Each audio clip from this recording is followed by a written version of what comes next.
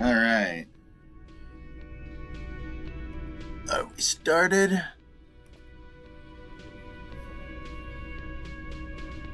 Are we live? Looks to be. Okay, how's the audio coming through? Oh, the audio is probably coming through great. I just don't have this fucking thing to my thing.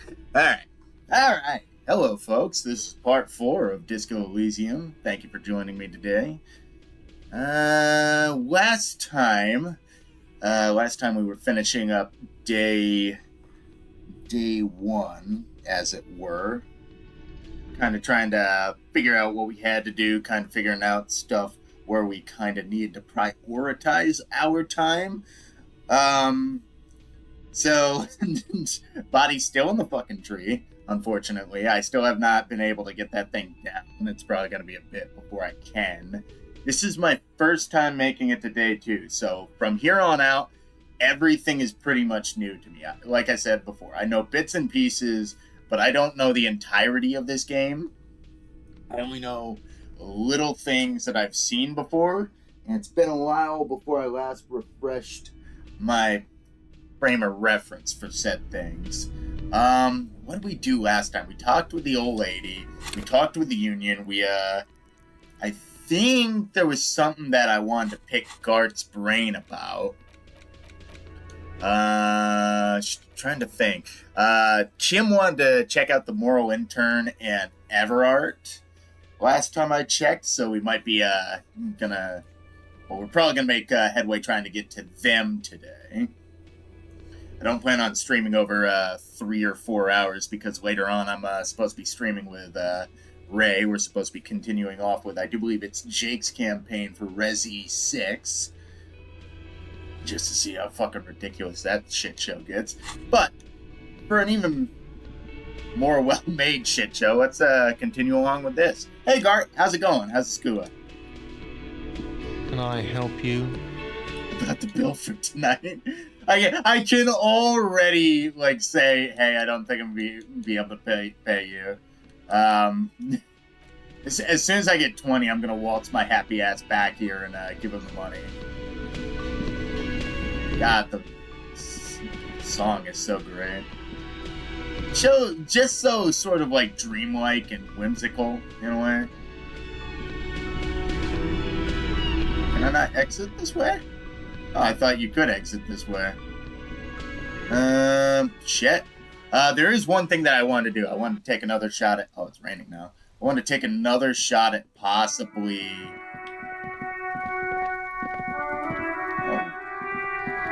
Oh.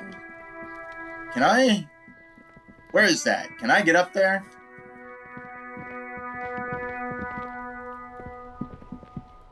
Hang on, that's the roof.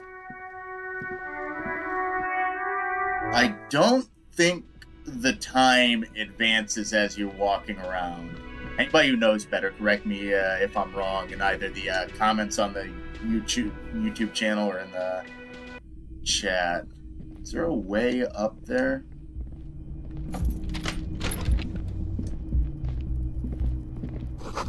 Kim tries not to look at your broken down bathroom. I'm sorry, Kim. A mirror hangs on the bathroom wall. Yeah, I can't do anything with that yet. So... Kim also tries not to look at the pile of taped viscera on the carpet, or the weird suitcase on the hat rack, or the potted plant dying in the corner.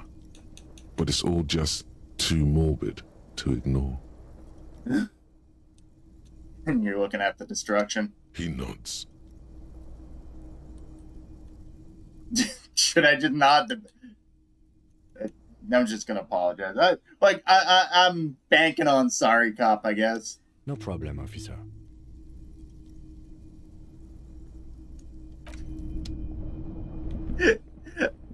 Oh, man. Can we go in your room?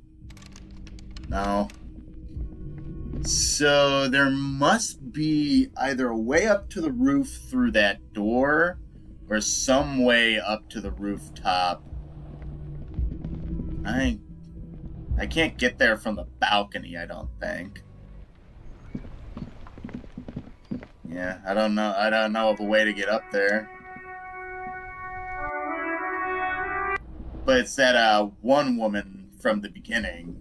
She's standing on the rooftop, it looks like. I kind of want to talk to her again.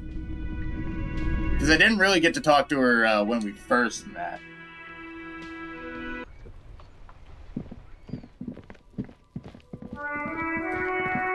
Love how the vignette sort of has like darkness on the borders. The man before you is naked, but for a pair of underpants and white boots. His skin is marbled with decaying veins and blotched by lividity. On his chest, a fading web of tattoos. The cargo belt used to hang him from the tree looks reinforced. I know we've heard that 100 times by now, but I really, really, really like the way he explains the corpse. Alright. Can I get the dead man to tell me its secrets? Yes! Gone. He talked.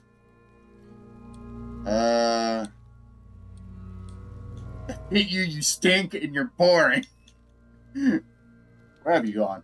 Into the wild pale yonder. He said it. He said the thing I named the first episode. Where's that? In the past. Way out in the west. I can't get the damn compartment in my ledger to open. The blue heart. Oh, that's good shit. You'll love it. Just press down and fuck it open like you always do. So this is Harry's voice. So is Harry just talking to himself right now? Fuck it hard. Corpo the clown. Oh, clown, I'm a serious detective. He means force. It'll work. You sure a physical instrument? Okay, so I can see you're gone, but who are you? I'm a joke. Look at me. There's nothing funny about you. There is nothing funny about jokes either. You gotta be so dour, dude. You're only dead. Who were you when you were alive? A killer. A motherfucker. And a killer. That's exactly the way the Union explained it. Okay, I have another question for you. Go ahead, Corpo. So, what's happening? What do you mean? I'm talking to you. It's the power of your... Black, frothy liquid starts bubbling on his lips. imagination. Okay, so I am talking to the corpse, but it's internalized. Go ahead. Ask me more questions.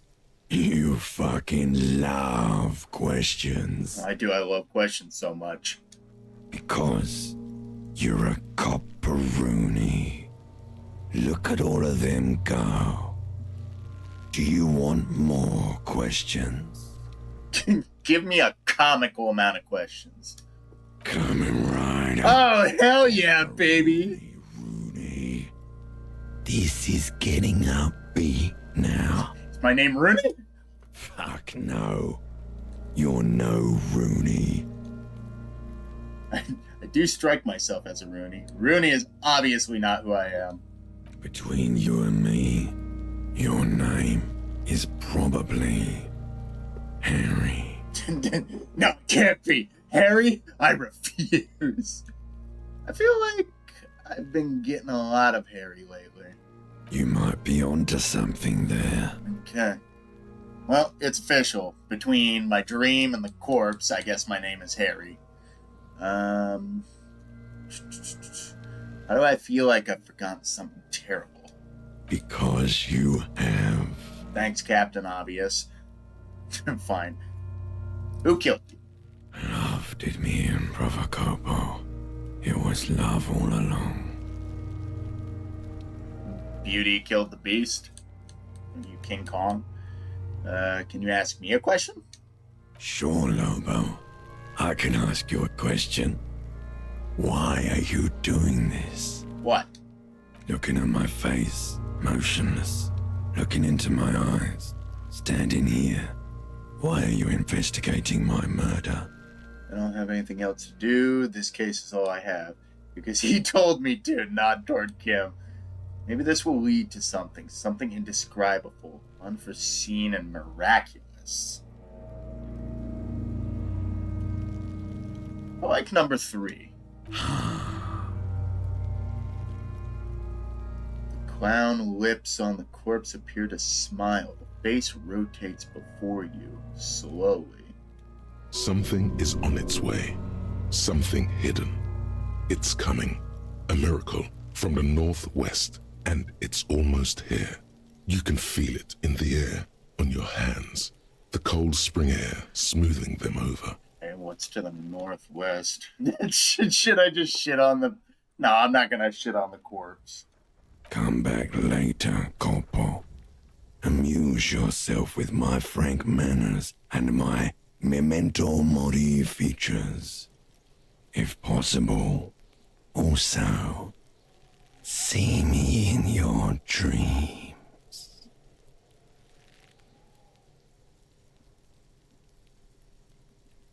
That was way off script. Okay, is there any way to get him down? The steel reinforced belt presents a unique challenge. I brought chain cutters, but I don't see a good angle of approach to the belt. Can I climb on the ladder, even though it's suicide? He doesn't actually think the challenge is unique. He thinks it's frustrating, annoying, and harder than he thought. Ow, I just fucking hit myself in the face with my earphones. My glasses are not sitting on my face well right now for some reason. Oh, I didn't doing something. The cadaver is a good 1.2 meters up. Neither one of us can reach the belt without assistance. Can't someone help? And even if we do, there's the question of cutting the airship strength material. Yeah. Can't someone else do it? Come on, I'm tired. I just woke up. Someone else? You mean like the police? Someone who's below detective. You have a point there. Sadly, yes. The whole RCM is out there right now, doing the exact same thing we are. Are we in a rush to help them? Not with this on our hands. Yeah. I know it's hard, but I assure you, the others won't come to help us. And we have a growing sanitary concern here. We need to get him down, fast. Okay. Could we saw the branch? Climb up there and saw the branch? Yeah, it seems dangerous. There has to be a less risky way, with less falling down of trees. Seems like a lot of hassle. Let's not do it. No, we gotta do it. Maybe we could... Shoo, that might be risky. Fuck.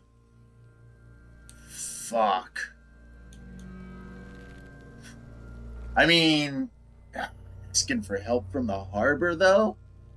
God, those fucks are... That means dealing with the Union again.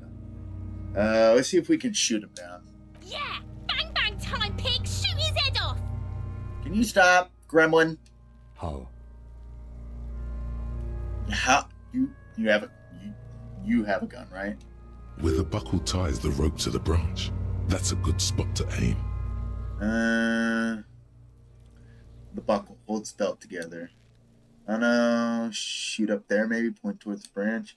Shoot the belt, the buckle will break it. The bullet will break it. Let's go with visual calculus. Buckle. Where? Ah, yes, I see. If the shot hits that, there might be a chance to release the belt. Uh-huh. Yeah, now we're talking. Entertain a Kuno with some shit. We'll give you a show. They'll miss! The pigs will miss Kuno! No, I won't Kuno S. I don't know, did I spec enough into hand-eye coordination? Probably not. Yeah, I could probably pump 2 points into it to make sure. We'll see. We'll see what the check is. Probably gonna be legendary, honestly. Take the shot, Lieutenant. What's the worst thing that could happen? Actually, don't. It has bad idea written all over it. Wait, let me try. Say nothing, let him choose. You know what? Let's see what he says. Silence. With his elbow sharp, the lieutenant unzips his jacket and produces a lightweight firearm. He drops a paper cartridge in the barrel, separates the scouring stick, and gives the cartridge 5 tucks. That's a Kiel A9090 Armistice, mass-produced muzzleloader, ascetic, frugal, one of the most common firearms in the world. So it's only a single shot? He then steps back and assumes the fellow's desk position, taking aim. The corner of his eye twitches. His finger is on the trigger. Easy does it, partner. It's gonna fucking miss! The kid's voice is drowned in a shrill blast that echoes off the walls of the surrounding tenements. A cloud of smoke slowly parts in the air as the lieutenant steps back and says to himself, God damn it. Missed. he feels bad about it. About his eyes mostly. Just having bad eyesight. Probably from a young age. Whatever you do not console him. Fucking idiot! Mookaba asshole! What language is that? Kuno could have hit it easy, but then Kuno's not fucking handicapped, is he? It's okay, man. Kuno's sorry too. Kuno feels sorry for the Beano Cloud. Oh, fuck you, Kuno. The lieutenant doesn't say a word. Just looks at the gun in his hand. Try again, maybe? No, we are lucky as it is. We didn't break anything, and the victim remains uncompromised. Any more mistakes could put us in an unfortunate position with the locals. We have eyes on us. Okay. I didn't do us any favors with that. Okay, what now? I have to say, it's beginning to look unlikely we can get him down without assistance. Should I?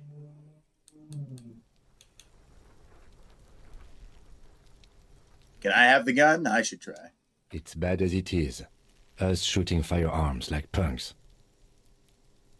Go ahead. I'm not stopping you.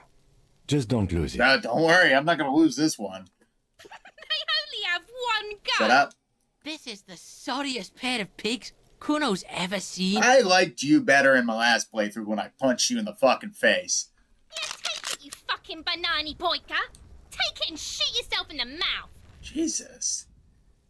Feel the weight first. The cold piece of bakelite and gunmetal is surprisingly light. Your fingers fit right through the guard, instinctively resting on the trigger. The fuck are you waiting for, Kuno? Tell him to shoot himself in the mouth! Point the gun at the belt. The buckle comes into focus in your sights. You stand with your feet planted firmly in the ground and your left hand supporting your gun arm. Why don't you just shoot yourself in your mouth? At least you won't miss. 17%, not good odds. I mean, he's aiming at the buckle above him, so that wouldn't necessarily compromise the body at all. No. Wait. Oh, I just realized when I had the friggin' thing on. No, I am not shooting the little girl, even if she is a hassle and an asshole. And I got Velcro stuck to my toes again. There we go. Give it back to Kitsuragi. Don't shoot. I'm not gonna tell her to shut up, because she won't. Close the left eye first. Your field of view narrows. The branch slowly moves, becoming entirely two-dimensional. The metal buckle glimmers, catching the morning light as the corpse slowly rotates. The slow movement of the branch in the wind and your shoulders directing the gun sync up, dancing hypnotically.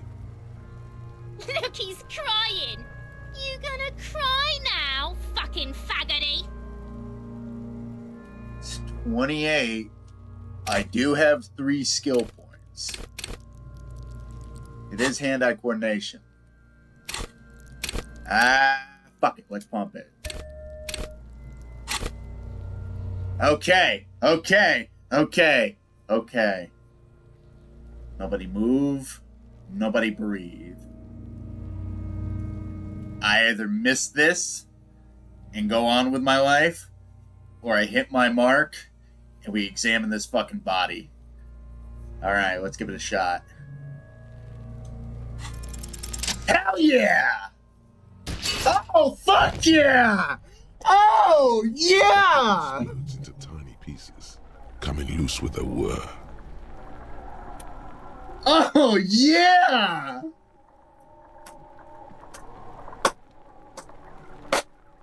Round of applause! Good job, Harry! We got the fucking body down! With your hand numb from the recoil, you look at the body slump down. For a moment, the man appears to kneel in front of you, Holy shit! looking straight at you, helpless, trapped within itself. Who killed you? Communism. Oh, love and communism, it seems. It takes a millisecond for the association to flash within your cortex. You have no idea where it's coming from, only that it's right. Oh, yeah. Then the rigor in his muscles gives up, and he smashes sideways into the stone mud, letting out a horrid stench. Who's laughing now, you little shit? Fuck you, Kurpale! Oh, man. How did I do that? By being a damn good shot. Ace is high. Ace is high. Hell yeah. The lieutenant raises his right hand, waiting for you to slap it. The ace is high, a custom invented by the aerostatic brigades during the revolution, is used to celebrate success in Revachol, especially in sports. The gesture is spread across the world, despite the defeat of the revolutionaries themselves. Slap it. Oh, yeah. The lieutenant takes a little hop to perform the customary salutation. Your palm hurts from the slap. It's precise and down to the point. God damn, I am so fucking happy. Not even 25 minutes in, and I got the fucking body down. I knew these guys were f***ed. No, we're not. Yeah, we're faggots. Got a problem with that? Ignore them. So, what now? We will perform a field autopsy and determine the cause of death. But before... Excuse me. Oh, it's closer now. It looks like I feel like taking a break from the stench. I'm sorry to interrupt the jubilations here. Just a little breather before we do the autopsy. Wait, a field autopsy? Yes. The 4 phases of a murder scene. 1. Investigation of the scene. I'm satisfied with that part. The trash container, the prints, we've been thorough enough. Oh, yeah. 2. Initial examination of the victim. We were exhaustive in our efforts there. Good job. Thanks, Kim. 3. Field autopsy. This will not be pleasant or easy, and it will have to be performed on the scene. Likely harasser restricted. What the fuck is this? I got like... Oh, it's a fucking bot thing again. Blech.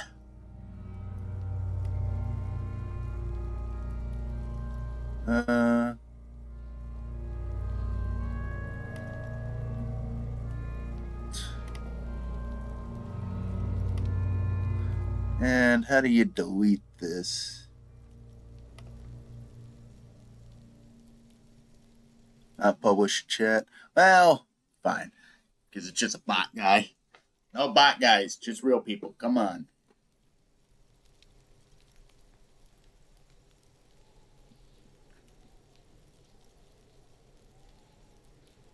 Where was I? The fuck are they on about? Our job, you cock ass. Cops are gonna cut his shit up next. No, we are not going to cut the body to pieces. That's not how autopsy works. Maybe we'll cut the chest cavity open. 4 and final, transport of the coroner's case to the district morgue. I'll do that. God, it stinks. Yeah. I threw up 3 times. I can feel your pain. But don't we have someone else for the autopsy? Like an actual doctor? No, You and I are detectives. The honorary rank of detective signifies our ability to handle the entire incident chain. From crime scene to autopsy to cleanup, we do it all. Honorary rank? An honor and a burden attached to your rank. Mine is Lieutenant Detective, unfortunately. I can't tell you how tired I am of this corpse. I don't think I'm a detective. With shooting like that? Of course you are. Your station would not have assigned you to this case otherwise. Oh man, it actually feels really nice to have Kim fluffing me up. Hell yeah. I think he finally got some respect for the old timer. Alright, give him the gun back. In the meantime, we should try to interview Evrard Clare, the leader of the Union. Harbor property was clearly used in the hanging. The harbor just east of here. Getting in might prove a challenge, though. Give me a sec, somebody just texted me something.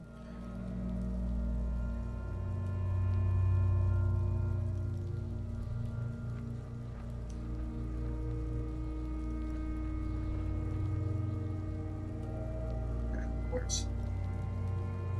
Well, causality and all that.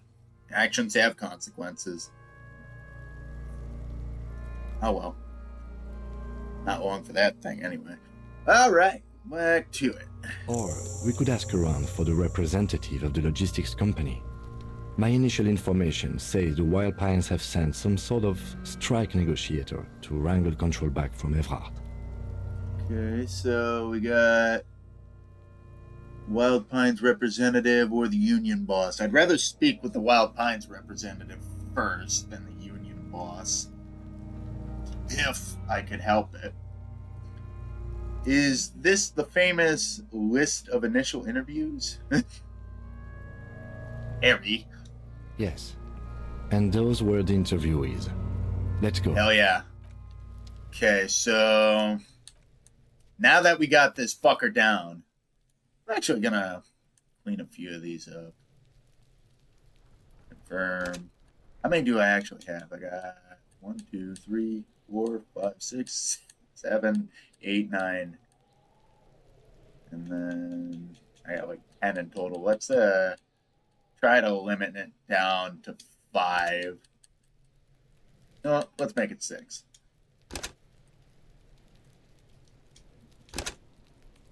Alright, let's save. I'm pretty sure it's because I accidentally save over the autosaves. Alright, let's so I got 2 skill points now. What's that Ace's High that I got? Empathy towards Kim Katsurat. Oh, fuck it. We'll unlock a slot for it and load that bitch up.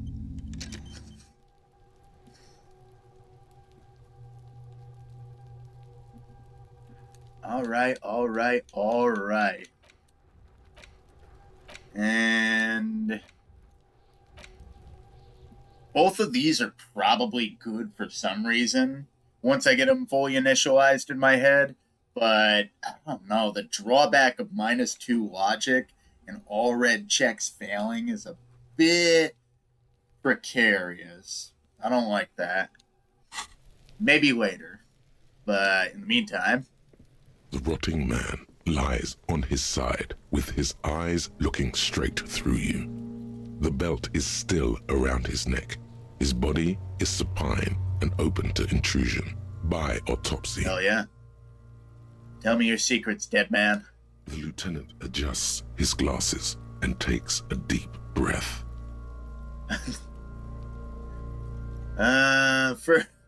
First, what exactly is a field autopsy? What am I looking for? Come on, officer. You know what a field autopsy is. You've done 100 of them. Yeah, but give me the cliff notes. What should I be looking for? What you do know is, at 18.9 kilometers, the dormant shield volcano, Corpus Mundi, is the world's highest summit, and the failure of the 38 single, Epui Descent, to crack the top 20 was the death knell of disco. But what a field autopsy is, you have no idea. What don't you know? What use are you? Nah. Fuck it. Clap glove hands. Let's get in there. There truly is a time for everything, even for yellow gardening gloves. However, they are lacking hygienically, I suggest you get in there in limited capacity. All right, let's keep my yellow gloved hands out of this. I love how he makes mention that I'm still wearing the yellow hands. I'm pretty sure, like, I don't think they give to like motorics, like specifically like my motor skills, but I think internalization gets a buff from them. Okay, all right. I'll ask you when I need you to. For the most part, maybe I should handle the contact and you take notes? Yeah. We just fill this in, right? Show them the red autopsy form. That's right. Okay. Up in your ledger, at the field autopsy form. The dead man stares in silence as you crack open the ledger. The bright red paper is covered in boxes and lists, describing the condition of his skin and organs in 3 parts. Above those, an 11-field info form needs filling out first. It begins with 1. Assistant, Kim Kitsuragi. That's you. Oh, that's me. Okay, so you're the main guy. Okay, initials are HDB, which is Henry something something. Sorry, Harry something something. the corpse is indifferent to your scribblings, just lies there. The next box says 2. Coroner's case number. KK57-0803.0815. KK equals Kim Kitsuragi. 57 equals Precinct 57, followed by his date 0803 and time of arrival 0815 on the scene. He's indexed the case after himself, not you. I don't mind. That's because he doesn't want to bring up the messy question of your initials. Shouldn't we file the case current? Yeah, if I got... Just swallow your pride, rhetoric. Next, Name. NA. Yeah. Next, Date of birth. NA. Age. Roughly 50. About, I'd say 45 more than likely. He's been here for a while. Try 40.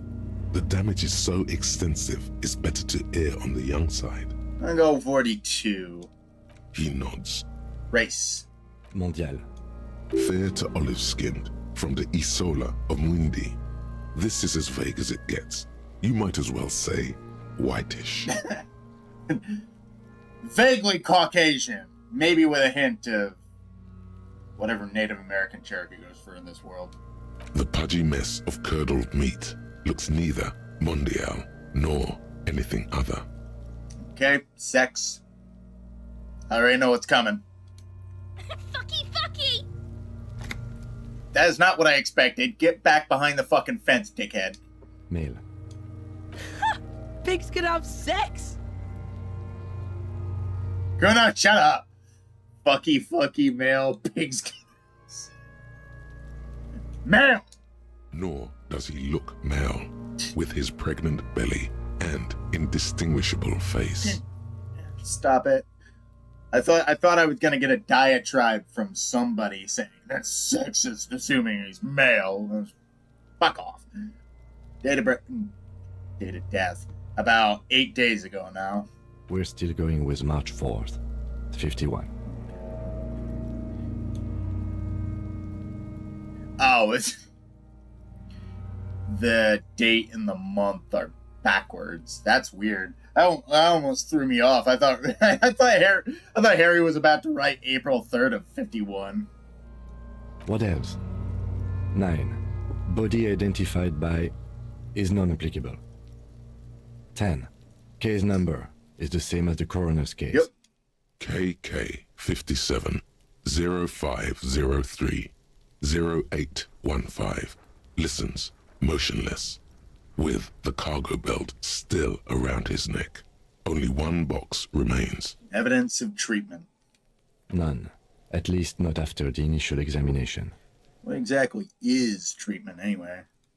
Interfering with the body's position or wounds post-mortem. I mean, those fuckers over there were chucking rocks for who knows how long. And maybe that could be put in that spot. Then again, it's probably negligible. I'm not so sure. Didn't the footprints look like he was carried over? They'd have to have incapacitated and carried him over. This man was more than a match for untrained dogwalkers. Places a hand on the dead man's chest as if in preparation. Your central nervous system recognizes this gesture. It's the stations of the breath. Ecclesiastic, religious in nature, a holdout from pre-DeLorean burial rites. It takes him 2 seconds to perform. Then, somewhere in Jamrock North, a small wood shed behind Rosenkrantz Row, Lieutenant Nick Feuerbach puts his hand to the chest of a small corpse, no larger than a monkey. It's raining outside, light drizzle. There is darkness in the shed. Is there a dead kid somewhere that we're gonna find later? Elsewhere yet, an obese female sits in a wicker chair, her silhouette bull-like against the window. Outside, Grand Coudon. The day is turning dim for Sergeant Mac Dawson.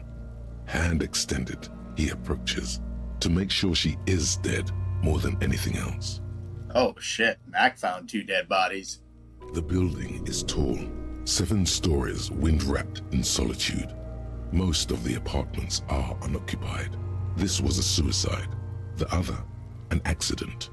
The small one. Dead baby, mother killed herself. Shit. And so, all across Jamrock, Coal City, GRIH, 42 deceased persons found today. 42 stations of breath. Fuck me, 42. That's bad. It's bad when even 10 people die in a day. It's like what's going on in oh god, I forget where the hurricane hit. I feel so shitty because it was just on my mind earlier this morning. But they've already found 90 people fucking dead. God knows who or how many are missing. Just Jesus fuck. What's the world coming We should start the post-mortem. to? Still giving all of our money away to other people who don't fucking need it. We need all our money in country. But let's help 2 proxy conflicts sell more weapons.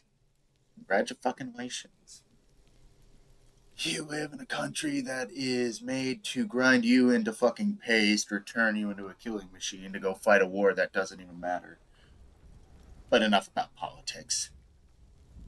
Turn the page. The corpse cannot feel Kim's hand on his chest. It no longer meaningfully interacts with its surroundings. A thicket of boxes and lists on red copier paper tries to answer why. Okay. External examination. Summary. Clothes. The deceased wears armored boots and white briefs. The make of the briefs is Babrodine, I think. Let's see. See, it's happening. Huh? Babrodine, yes. Inexpensive. Size M. Color white. The disappointment is palpable. The red-haired thing was expecting something more lurid. We're not gonna touch his dick. Okay, write it down. The boots are ceramic, vitreous enamel. They are fused to his skin from blood flowing downward post-mortem. Removal of the boots is left for processing. Write it down. The boot has a serial number. It's E50.100.100. The lines between the plates are in the shape of the alphanumerical. The number is purposefully concealed by the design. Mm-hmm. Tattoos. What about him? Stands up, feet planted on either side of the body. The upper torso is covered in a single continuous tattoo, resembling a national pattern. It reaches from the right shoulder to the heart. The ink is blue and white. The assistant has a color photograph of the markings, to be added to the case files as document A1. The photo is taken on the scene, using a Trigat Mini.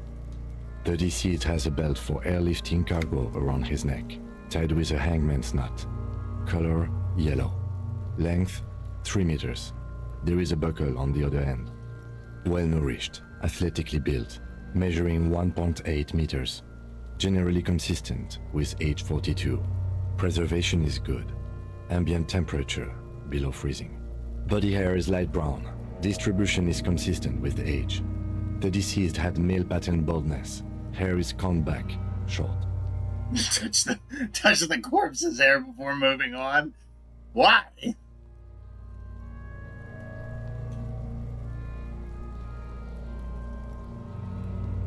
What? Why should I? The hair under your latex fingers feels cold to touch, wet.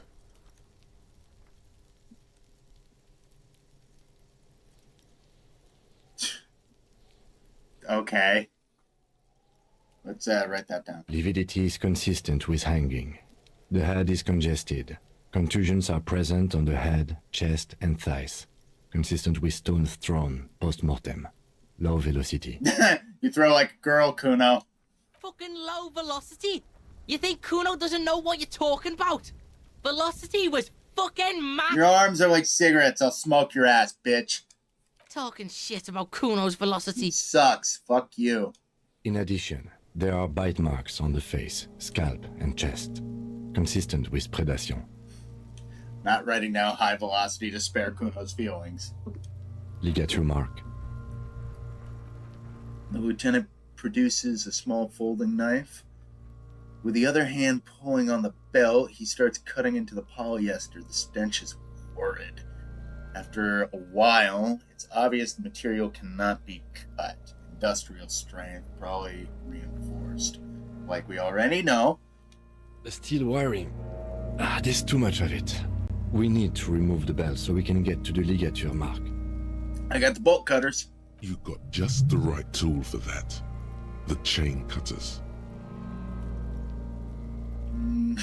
Oh yeah, I'm prepared. Pet the chain. Good thing we got these. Pull them out. Always good to think ahead.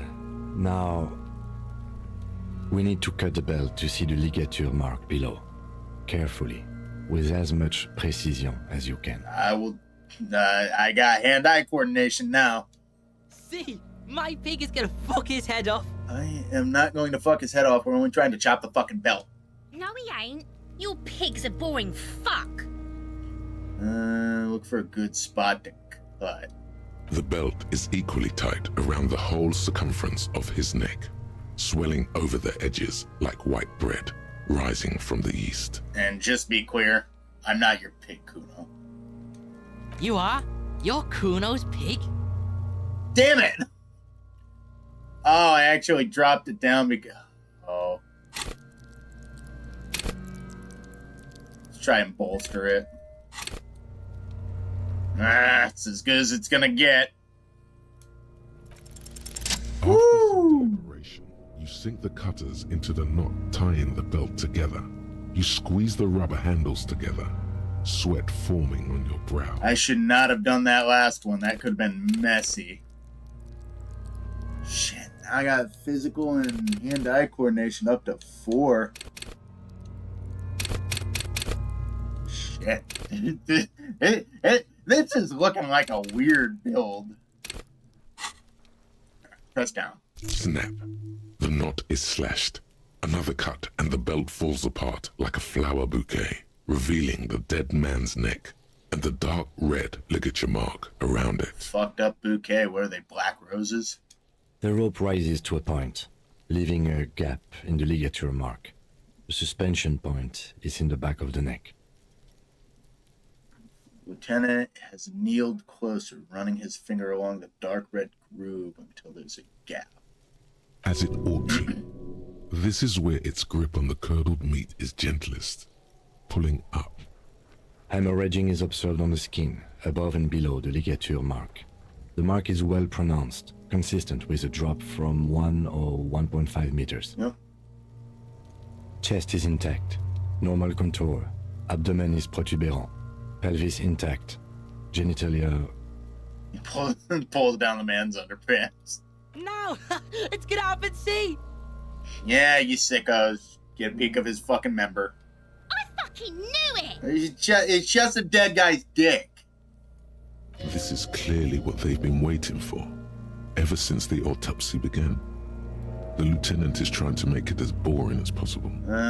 I do not envy him. Genitalia is male and unremarkable. No evidence of injury. Unremarkable. Inspect the genitals. The dead man's penis is average-sized, congested from the downward collection of blood. The testicles are uneven in length, hanging underneath. The genitalia is greenish. Marbling is present around the crotch. Ugh. Move on. Back is symmetrical and intact. Upper and lower extremities are intact, but asymmetrical. There are combat injuries on the right hand, thigh, and hip. So, like, recent combat injuries, or, like, not so recent? In addition, I see smaller, residual scars, too numerous to count, covering about 30% of his skin. From wounds sustained over 2, maybe more decades, dispersal and accumulation indicates long and active combat duty. Scarring is extensive, way more than law officials. We have a real museum here. Of battles, wars. Last item, hands. He takes the man's right hand in his, inspects it, then moves on to the other hand. Pick up the hand. His flesh is cold, icy. Yeah, because he's dead. Pleased to meet you. Where are you from and what's your name? My name is... I'm only fucking with you. I know where you're from. From Cappadocia. And your name is Il Corbo.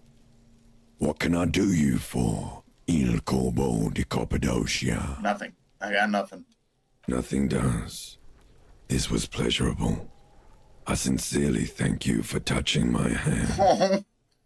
Much obliged, Hangman. We should do this more often. Be close like this, I mean. I'm not killing myself for you. Hands are clean. No sign of injury from struggling. Yeah. Good question. Were we expecting any? If they knocked him out, yeah, there should be. I was. Maybe I'm just not seeing them. Honestly, this stench is making it hard for me to think at the moment. I'm telling you, Kim, this fucker's been dead for longer than we think. Okay. Ooh. That's all for the external. Well done. What next? You sure you want to know? Number 2's a doozy. Internal examination. Summary. Central nervous system. I have nothing. Do you have anything on this man's central nervous system? Other than... Of course, there is a moral to be drawn from it. A moral to this story. No conceptualization. Nothing. Musculoskeletal. Purge fluid is coming from the mouth. Not injury related. Eyes and tongue protuberant. Hyoid bone. Let's see. With his eyes almost closed, the lieutenant puts his hand on the dead man's throat and begins to massage it, gently. A rotting smell erupts from the mouth. Purge fluid runs down his lips, black and viscous. Whoa, just the explanation's enough to get me a little bit there. Like, I'm good with everything. I am good with everything in the world except for descriptors of bodily fluids. Like, just imagining, like, something that's kind of thick and unnatural coming out of the body just kind of... Yeah, it's even riling me up just thinking about it. It's just... It's one of my few pet peeves. Yeah, jack that fucker off! It's his neck, not his dick, you fucking weirdo. The hyoid bone is fractured. The rest of the musculoskeletal system is intact. Unremarkable. Respiratory system. Back hunched, as if in prayer, he begins to pry open the dead man's jaws. He stops to exert more force, but both hands are used. Both? What? How'd I fuck that up? Oral cavity shows no lesions. The victim has received dental implants, possibly after a combat wound. Mouth swollen. hemorrhaging present in mucosa of the lips and mouth. Inside the dead man's mouth. No scream, no sigh of relief rises from the darkness inside. It's humid there. Sickly sweet air, unlike anything living. You feel like you're about to throw up again, straight in that mouth of his. I don't want puke on him, but let's look deeper. It's hard. Once more, you taste stomach acid in the back of your throat. A contraction. Your throat pumps a little something from your stomach and into your mouth. You're forced to swallow, just to keep looking. Ugh. Inside, you see darkness. Just a mess of meat and darkness. There are ancient mysteries down there, Kobo. Ask me later. Why did Inland's voice change? What the fuck? Well, you're not telling me. Hemorrhaging present in mucus. What? Okay, there's something. Okay, there's something we're missing. There's something in his mouth. Hepatobiliary, NA. Why don't we have anything? Are you a hepatobiliary expert? He looks at the corpse's stomach with a mixture of tiredness and disgust. Hepato means liver, and biliary, the gallbladder and bile ducts. Am I an expert in those things? Nothing in your alcohol-soaked memory directs to having forensic expertise on either one. I don't think so. Neither am I. And that's it. That's it. Cool. Same for toxicology and serology, NA. Both? Unless you have untapped reservoirs of knowledge there? Brain? Reservoirs? No, but do they take obscure trivia and odd tidbits? The completionist in me wonders if there's something we could still do. Would obscure tidbits and odd trivia fit with the fields? No. The completionist in me says there's something we could still do. Like a toxicology screening? At this stage, I doubt processing will find anything, even if he was brimming with cocaine. But still, you should add a request. Okay. Add toxicology requested. Cardiovascular. The body exhibits heavy lividity. Blood has gathered in the hands, feet, and neck. Hypostasis is visually consistent with a hanging. Just to take a second, kind of spitballing here and kind of brainstorming. If the toxicology comes back negative, what would that mean? If it came back positive, what would that mean? High or not high, I'm not sure which would work better. It depends on what kind of information we get later. Did the Union say he was like high out of his mind and raped a girl? And then the game, or at least Harry's mind, kept bringing up the fact that something seemed wrong about them stating that. I don't know. Maybe we'll figure out something later. Gastrointestinal. Oh. He breathes a sigh of approaching relief. This is the last field on the list. He looks around to the ground, full of feces there. This will do. Yeah. That'll do. Digested semi-solid food in stomach. Voila. Yep.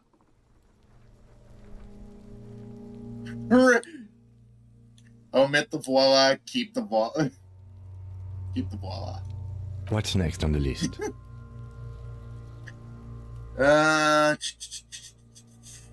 This is the one that I've been interested in. I want to see if there's any possible way to prove this guy was dead before he even got on that tree. Description of injuries. Summary. Let's see. We have bite marks, contusions on the head and chest, and a ligature mark encircling the neck. You'll need 3 fields. Leave a 4th one too. Start with the bite marks. Head, chest, and scalp bite mark injuries. Predation by birds has caused damage to the body. Odontologist does not need to be consulted. Okay, write it down. And your opinion, officer? Opinion? Bite marks, non-fatal, post-mortem. Agreed. Next injury? Contusions, post-mortem. So, the scalp bleeds from a post-mortem head injury, a stone. The injury does not have the rim of an early inflammatory response. The perpetrator on the scene has confessed to causing it post-mortem. At maximum velocity, fucko! Minimum, you throw like a fucking slut on the beach. Has confessed to causing it at maximum velocity. I don't even know what that means. What would that mean? Slut on the beach, like grains of sand, getting fucked. Maybe he should get fucked. Fucking prick. Coagulated blood sticks to his scalp and chest, where the countless stones have hit the dead man. Beneath, the description of injury. 2 boxes. Okay, non-fatal, post-mortem. Right. Next. Well, before we end the autopsy, what's the 4th injury for? Nothing. Just in case. There's something we're missing. Okay, look at your mark. A dark red abraded ligature mark encircling the neck, with a gap on the nape measuring, let's say, 7 centimeters. The hyoid bone is fractured, the cervical column intact. I see hemorrhaging on the skin, above and below the ligature mark. Depth of the mark, 1 centimeter. No signs of clawing on the neck. Below the note, 2 customary boxes wait to be ticked. The man's head jerks to the side. The ring around his neck is visible. Do I go above Kim and say it's non-fatal? 'Cause I got a feeling. And mostly it's just because it's not how these stories usually go, but it's how I imagine this one's going to go. There's something more to the Union. This feels like a cover-up. Because if they really weren't so worried about this freakazoid, like, raping a girl and going fucking crazy, if they really weren't, like, too banged up about killing the guy and putting him in a tree, why won't they give us more details? If it really was an act of self-defense or, like, town, like, vigilante justice, why be so cagey with the details? It's just because they don't like cops? Probably, but I don't trust it. I think this was it's got to be post-mortem. He is deep in thought, eyes fixed on the bright red ring around the dead man's neck. Wait, does Kim agree? Why do you say that? Just took a whack in the dark. Yeah, I'm serious. I don't think this was the injury that killed him. Okay. Why don't you think it was fatal? I arrived at the conclusion that the psychic guards. Why weren't his? Yeah. Oh yeah, there's no mention of ligatures on the wrists. He wasn't tied up, and like, assuming he was knocked out, like they probably would have wanted to tie him up just in case. I don't know, the Stone Cold Killer and the motherfucker woke up again. Yeah, why weren't his hands tied? A big man like this, I would tie his hands when marching him to the gallows. Honestly, I'm not sure there weren't marks on his wrist. That part got blurry for me. The stench. But you're right, I was ready to call this. Now I think we should leave it empty, at least for the time being. Hell yeah, Kim. Hell yeah. I gave a good reason. I didn't go on my psychic bullshit, but I'm going on my psychic bullshit. Something is telling me this ain't right. Let's wrap this up. I pronounce this field autopsy over. How did it go? It was an irregular field autopsy. We did not establish cause of death, which is supposed to be the goal of an autopsy.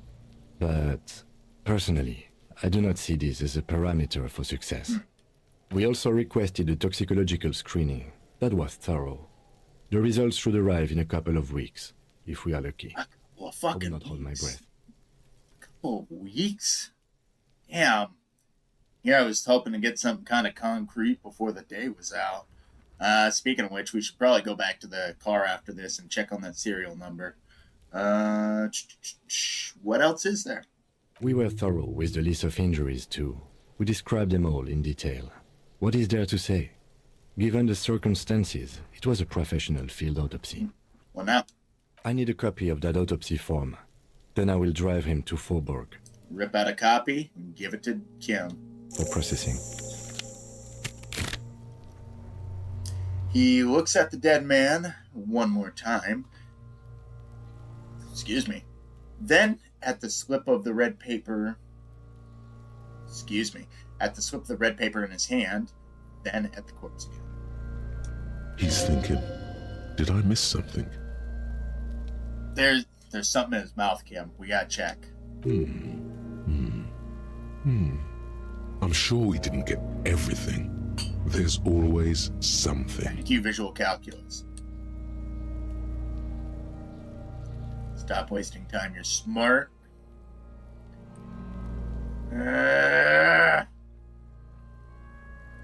Shoot, Looney Rooney. Oh, shit. Okay, good. At the autopsy, you said you have ancient mysteries. Oh yes, Kobo mi Lobo. In the gift horse's mouth. Tracts and wakes and waterways. Ancient materials buried. Okay, so it's in his mouth. But I'll ask anyway. Where to? Just a small gulp away. Yep, My beloved Kobo. it's in his mouth. A small gulp away. Okay. Oh yeah, this is another question I wanted to ask. So, which was it that killed you? Love or communism? Huh? You said love killed you, but when you fell down, you said it was communism. You're misquoting me, Rooney. I said communism killed me. Love did me in. Okay. So, at the moment where love did him in, communism killed him. Right? God, this is good. This is getting me thinking. But yeah, there's got to be something in his mouth. Like, I have a feeling it's a bullet. I have a feeling like there's going to be a hole or a bullet. You really need to learn the difference, buddy. This is embarrassing. Fuck off, rhetoric. Did me in can be just as equally used as killed. Fuck you. Enough. Come back later, Corpo. Amuse yourself with my frank manners and my memento mori features. If possible, also, see me in your dreams. Oh, okay. Now the subtitles are... The subtitles were fucked up before. Okay. When Bergen take away... I don't want to let this body leave until the end of the day. Then again, if we leave him here right now, he could get taken as we're going... shit!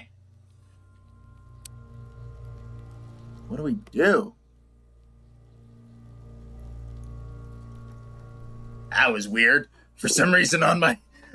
I panicked for a sec. I was about to say... for some reason on my stream, like, my followers dropped from 9 to 0. I was about to throw a fit. It's a legendary check, and I need more in perception, and I don't have enough points. I'll try the check here. If I get another skill point, I'll throw it into perception, and come back. But then again, the fucking body might be gone by the time I come back. I don't trust those fucking Union guys. I just won't talk to him yet. Until I got everything I need. Stop wasting time, you're smart. Why is that a downgrade? Why is that part of the check? Why do I think I'm smart? I am not. 17%, let's go for it.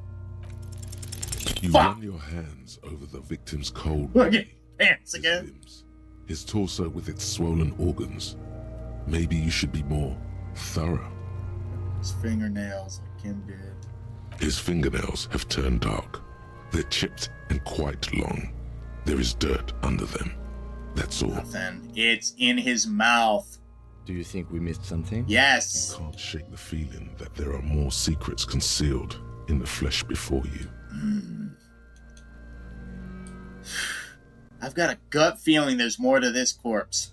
Okay, well, we are in livor mortis here. He is disintegrating. We need to refrigerate the body if we want to conduct another examination, and we need to do it fast. Okay, where do we find a fridge for the body? Hey, wasn't there a giant ice bear sarcophagus below that building? Why, yes, there was. So that's what the ice-shaped bear refrigerator was for. I'll be more coy.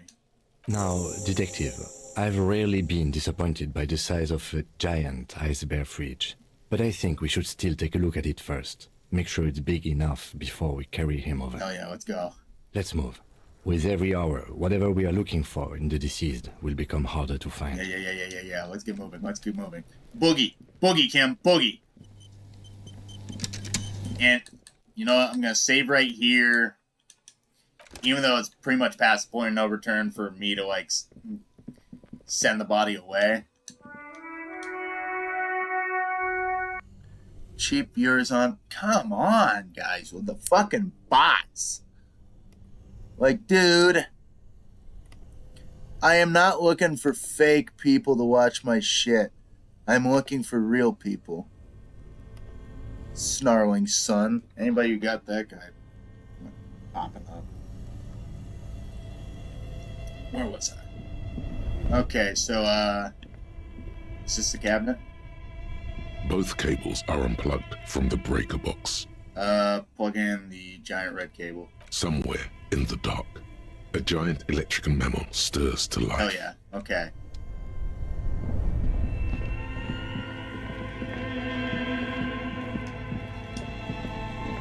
The bear's eyes are still glowing red, watching over all the ice cream wrappers hidden inside its belly.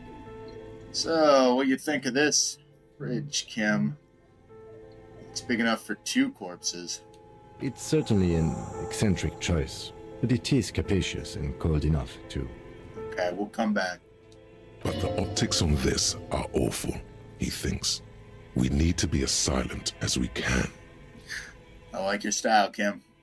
Your visual confirms you could fit 2 more bodies in the ice bear fridge. I hope we don't have to. 3 bodies would be a lot to write in the report. So, Mr. Harry and Kitsuragi, why did you think it was necessary to put 3 dead bodies in the ice bear fridge downstairs? Necessary for the case. Go and get the body, then? I'll take the head, you take the feet. The stairs won't be easy, but we'll manage. Oh, yeah. The 2 of you. Easily. Thank you, physical instrument. All right, let's do this. The body is heavier than you expected, and stinkier. It takes half an hour to get the body. Then 10 more to stuff it into the fridge. The lieutenant takes a step back to admire your handiwork. Beautiful. A dead body in an ice bear fridge. This is some of the best police work I've ever done. You have created an ice bear sarcophagus. And now I can put a point into perception, see if I can get a better check on it. You've definitely earned a drink after this. Perhaps even some pagan rites. Pagan rites? I'm not sure I believe you. Yes, we need to celebrate by performing pagan rites. Let's bring out the mead and set it on fire. Behold, we have created an ice bear sarcophagus. Let's be a little goofy here. Talk of the ice bear sarcophagus must not leave this room. All right, buzzkill. Okay. Think this is a glorious achievement and people need to hear about it. We did our best with the means at our disposal. I like that response. Yeah, I'm not proud either, but we did find a fridge. This isn't police work, Kim. It's art. We're artists. Oh, fuck off. That's conceptualization, isn't it? We did our best with the means at our disposal. Did we though? Okay, maybe we did. Thank you. At least we've stopped the body from decomposing further. Now you can conduct another inspection under controlled circumstances. That's a heavy quotation. Inside the icy realm of the ice bear fridge, the corpse stands slumped, waiting. Oh, I can do another check here. Tell me something, dead man. Shoot, Looney Rooney. How you like being in the fridge? I like it a lot, brother. This really is your finest hour. You're a genius. A regular copper engine. All right, if you're gonna start going on about art too, I'm not gonna talk to you either. Come back later, Corpo. Amuse yourself with my frank manners and my memento Okay, just shut up. mori features. You touch the dead man. Ah, His skin is cold, Snake Eyes! light blue and silvery in the light of the fridge. You still have no idea where to begin, or what to even do with him. It'll come to you sooner or later. At least he's safe here until then. I'm putting one into perception. We are not leaving this room until I get this fucking check. Come on! Oh, it's not gonna let me do it. If it glitched, I'm gonna be The pissed. bear's eyes are still glowing red. It's guarding over the Fuck! the dead man's body. His skin is cold, light blue and silvery. I should have in saved. the fridge. God You damn it. still have no idea where to begin, or what to even do with him. Okay, do I want to save Scum? Because I'm pissed off now. It'll come to you sooner or later. At least he's safe here until then. Alright, let's get something else done today. In the meantime.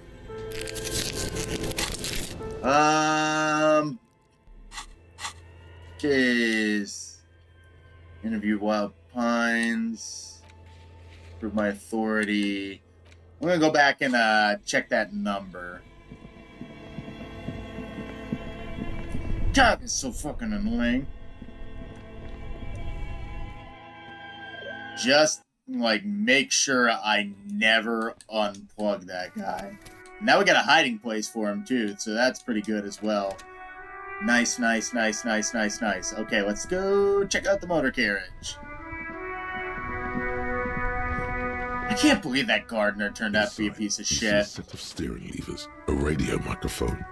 This is Precinct 57. How may I assist you? Okay, connect me with Selfie again. Just a second. Sylvie, yes. Hello? This voice again. Oh, great. What else do you need, detective? Oh, I thought I could tell you I told Gart. Okay, never mind. You hear the call. Anything else I can help you with, officer? Anything you heard about that serial number? Yes. The armor was produced by Fairweather in their facilities in Betancourt, sur la Clé in 42. Nice. It was part of a special order for Corps de Pharmacie, a security firm contracted to protect the interests of Oranese pharmaceutical companies in the Semenine conflict. So, it seems the armor went to Semenine. That's where the paper trail ends, though. Even the firm has proven difficult to track. Corps de Pharmacie has been renamed several times over in the years since the armor was issued. Do you know what it's called now? The most recently registered firm that the ICP has been able to connect to the CDP is a military contractor called Crenel, and the one before it was Downwell. I think they might be the same contractor. Downwell, previously Krenel now. Okay. A suit of armor like this would have been manufactured with a particular person's physique in mind. You should ask for whom this suit was fitted. First has the firm continued to work for pharmaceutical companies through all these name changes. A suit of armor like this would have been customized to fit the wearer. There must be some record of the person to whom it was issued. Okay, let's go with that. Yes, but the ICP tends to be reluctant to share private sector records. I could try to talk them into it, though. Talk them into it because we're dealing with one of their men who are now dead. This is a fun challenge for her. an opportunity to contribute beyond doing her job by rote. She'll gladly put in the extra effort for Team RCM. All right. Yes, thank you, officer. I really appreciate your efforts in this case. Yes, please do try. It's imperative that we learn whose armor this was. Let's make it more important. It's imperative that we know who this guy is. Sure. Call back tomorrow. Hopefully I will have more Fuck, information. tomorrow? Oh. Fuck. Fine.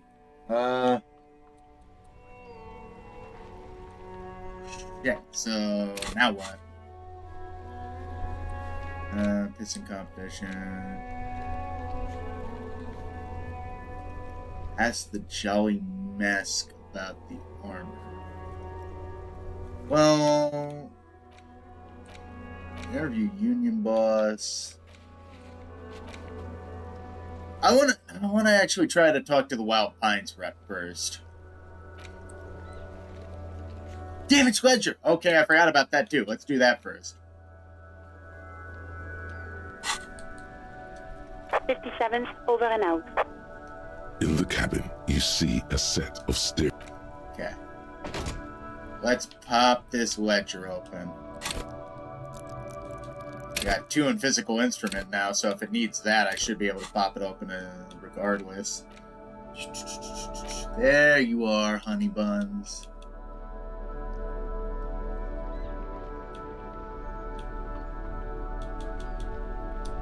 It's the ledger you found in the trash. A cabbage of papers hanging from the board, with the permeables drawer inside. It's barely held together by a clip, then is still not what happens. Fuck this compartment. You should throw it away. No! Strange. Why does it make you so angry? Crap. I need more... I need more interfacing. Fuck. So I need more for interfacing. I need more for Savior Fair is 0. When did that happen? Need more for interfacing. I need more for perception. Fuck. Body's more important, but I want to get this clip moving.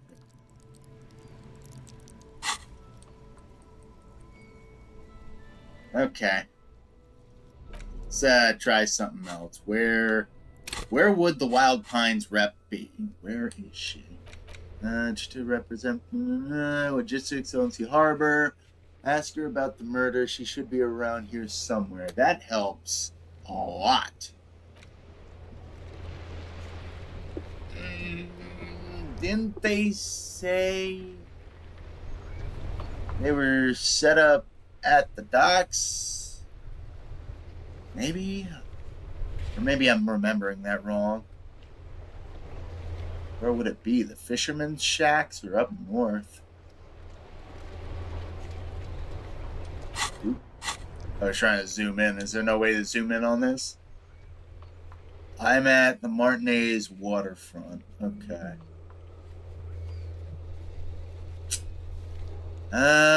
Fuck it. Let's go northbound.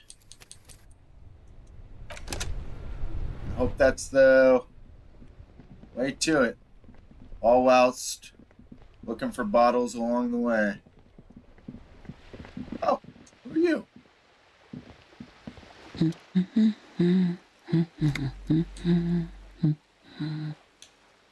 A good one? Yes? Hello? Who are you? Me?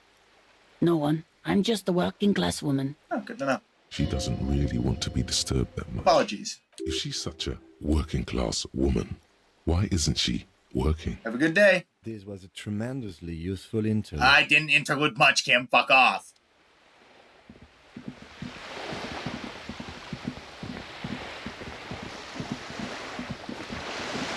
Hey, if people don't know, like, what I'm doing right now, I am, like... Yes? I didn't want to talk to Kim. I'm Beyblading this, like, thing to try and see if I can find any bottles. A lonely cormorant surveys the sea, indifferent to your approach. Okay.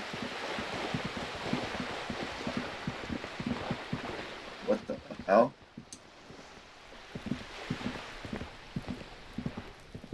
This is a wall on the side of an apartment building.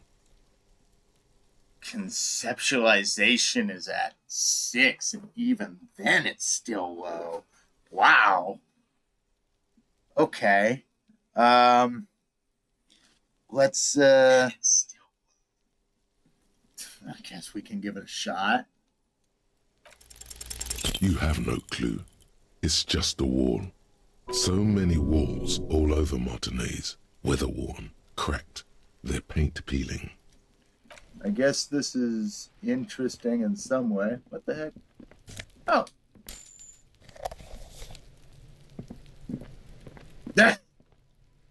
Hey, I'm on the other side of the wall now, bitch. Peek-a-fucking-boo. Are you trying to sneak up on me? Come to slit my throat in my sleep? You're wide awake. Logic error. She is not sleeping right now. Thank you, Logic. I already know. Pig's come to take me out. Trying to snuff me out. Are you sleeping right now? Why would you even say that? Then why are you sneaking up on me like that? It's not a good idea to scare me, pig. Not a good idea at all. Fine. Jesus. Garden hose. This won't be one of those. Won't be of use until the snow melts. Chairs and tables eaten by rain and rot. Balcony with a view and hanging. Oh.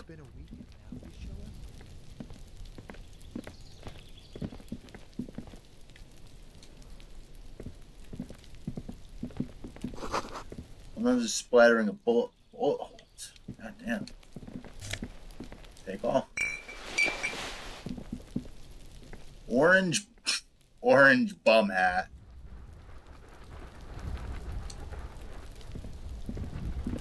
Barrels are half full of rainwater.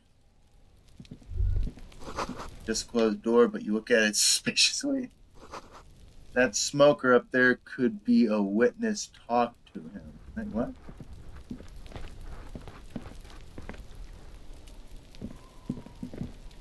Oh.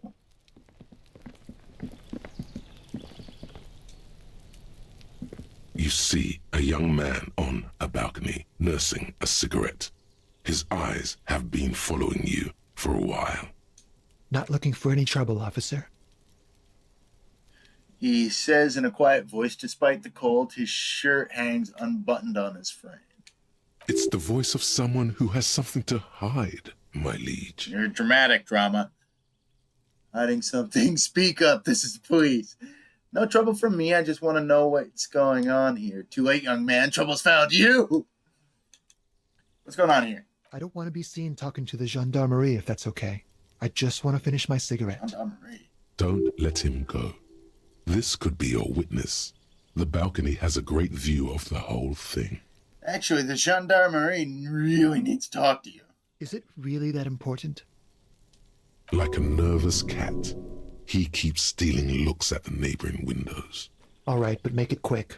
Once I finish this cigarette, I have to run. Looks like you got a good view of the Whirling's backyard. Can you tell me anything about the hanging? I can tell that you finally got him down. Thank you. It was quite a disturbing sight, even by Martinez standards. What were you doing last Sunday? Oh. You already asked me that, didn't you? What? Wait, is someone else investigating the lynching? Did I? No, not you. Some more muscular type. And when did you speak to this more muscular gentleman? Oh, they talked to the fucking union. Last week? I don't know. Look. He looks around the courtyard again. Old patio chairs are in dead houseplants litter the scene. He's an actor declaiming a soliloquy. See how you hang on his every word. Shut up. You didn't answer the question. What were you doing last Sunday? I had a friend What kind over. of friend? It was my Sunday friend. Sunday? No. You're a gigolo, aren't you? Okay, what's your friend's real name? Did he see something? He doesn't reply, gesturing no with his cigarette. In the neighboring windows, you can see faint reflections of his silhouette, all from different angles. Tell me your name. My name? My name is Martin Martinez. That's an alias, but thanks, Martin. That's definitely not his real name. You're not actually called Martin Martinez, are you? No, of course not. Could you please lower your voice? All right, we'll talk again later. No.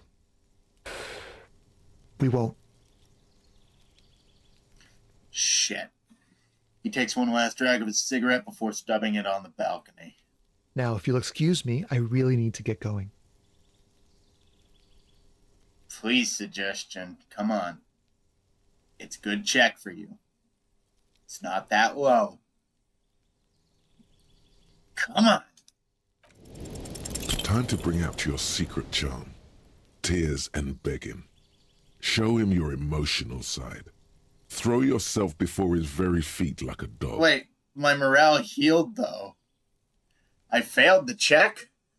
Oh, please don't go. I'll stop drinking. I'll take out the trash. Just please don't leave me. What do you want from me? Do you want me to cry, huh? Which one's better? I want this one. No, for God's sake, I don't want you to cry.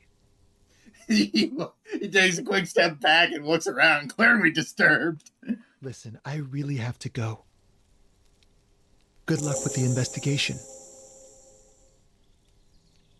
Damn it! I should have gone with the second one.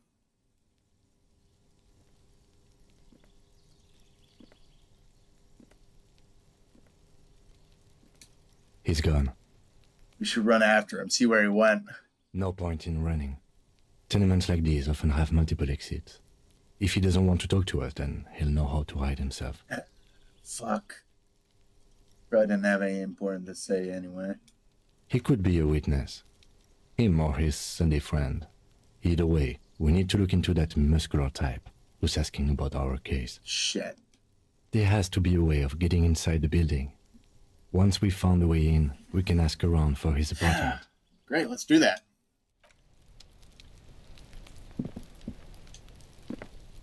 I can't view anything from down here up there.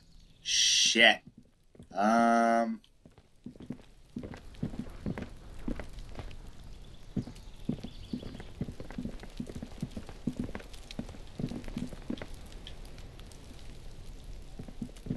Well, guess we can just keep going.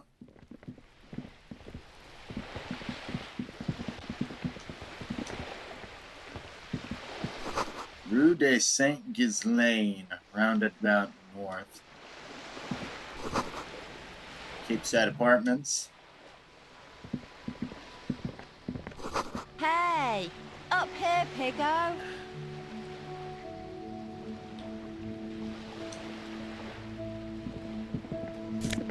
What in the heck is that? Blue naval coat. So I got a bum hat and a navy coat. Reaction speed plus, rhetoric down. You better keep walking. Stop harassing me. Suggestion up. Half light down. What does the jacket give me though? Spirit decor. I'll keep this one on for now, but if I ever run into a situation where I need... Look at me when I'm talking. Can you stop yelling at me? What do you need, you old bitch? Will flow red once more. A great torrent rushing down Rue de Esperance. You wait and see. Oh, okay.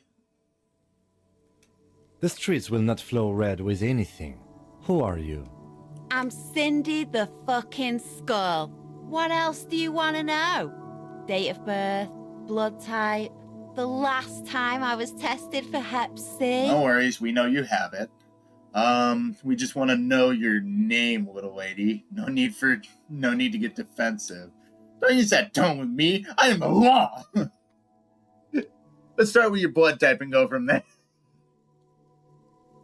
Yeah. When was the last time you were tested? Okay, just answer some of the questions. We just need to know your name. And here I was trying to be polite. Just can't win with you pigs. So, despite the sash, she puts the brush aside. A brush? An artist? The red splatter is urban expressionism. Oh, we're standing on like red paint. I just realized. Hang up a sec. I gotta go use the bathroom. I will be back in a moment with probably something else to drink and a little more vigor to get on with this.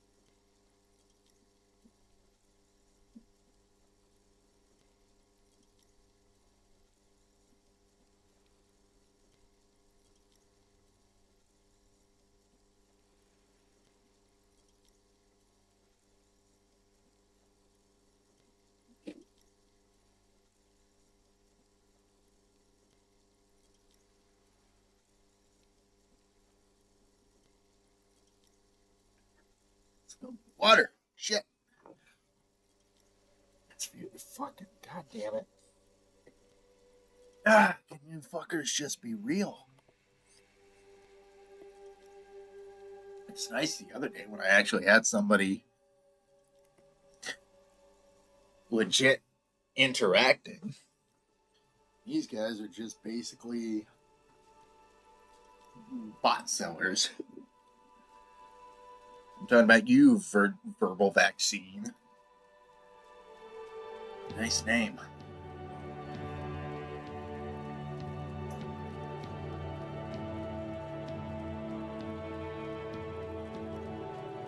You keep looking off to the side. What are you looking at? What are you doing to the wall? Do you have anything... Do you know anything about the recent murder? What's she looking at? Hatred, disgust. It's difficult to tell which of the two is more present in her girlish features.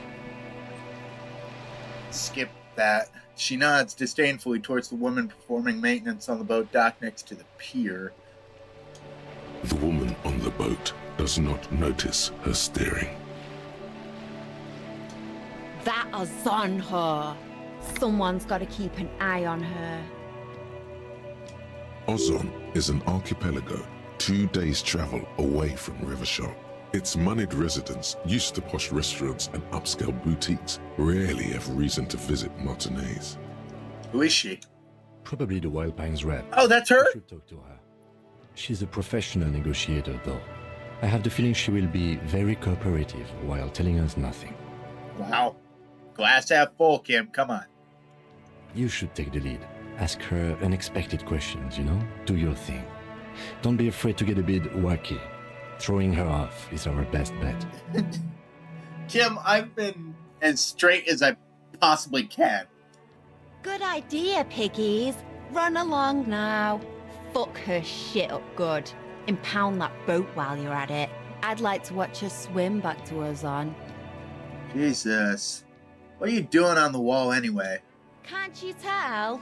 I'm painting a beautiful mural, an aereo graffitio visible from low orbit.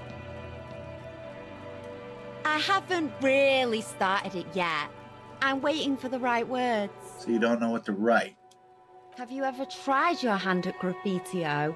When faced with a blank wall, most people write unimaginative stuff, like pigs go home and Mona was here. We rarely see pigs round here, though. Just union cads. And my name's not Mona, so... Uh-huh. She wants it to be something true and total. So, why are you so committed to defacing the building? This place is severely lacking in havoc. Not even the occasional trash can fire to break up the tedium. Somebody got lynched! I thought I'd mix it up, you know. Summon the forces of crime and social chaos with a wall-sized invitation. I have an opinion on this. Want to hear it? Yeah? Love public art. Don't mind us. Keep doing what you're doing. I'm not gonna have to stop you. I'm gonna have to stop you. This is hooliganism. I actually don't have an opinion. I lied.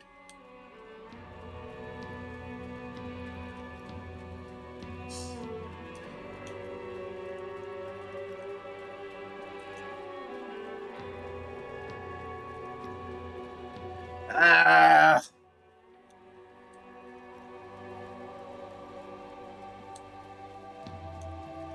I don't want to stop her. And again, I don't want to have her keep doing... Fuck it, I don't have an opinion. Lying is cool, I guess. Do you know anything about the recent murder? I ain't no snitch, pigstein. Go forth and forage in someone else's shit. No shortage of squealers in these parts. Oh, fucking... Somebody is dead. Somebody is dead. Do you not get it? Somebody has died.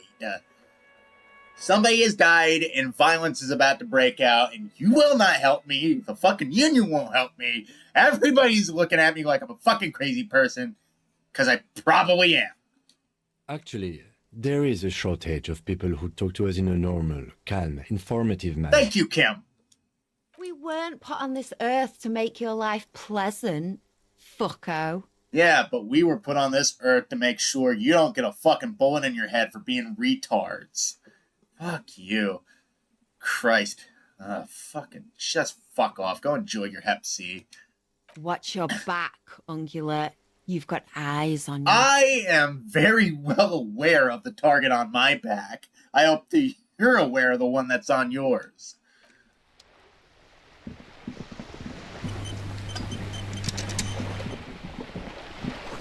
Looks like there was more construction here once, decades ago. The belly of this boat shines like it was recently painted. Nice. Magnesium.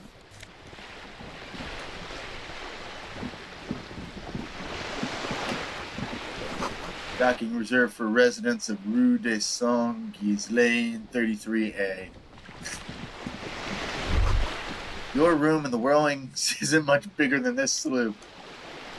This is worth more than you'll ever earn in your life.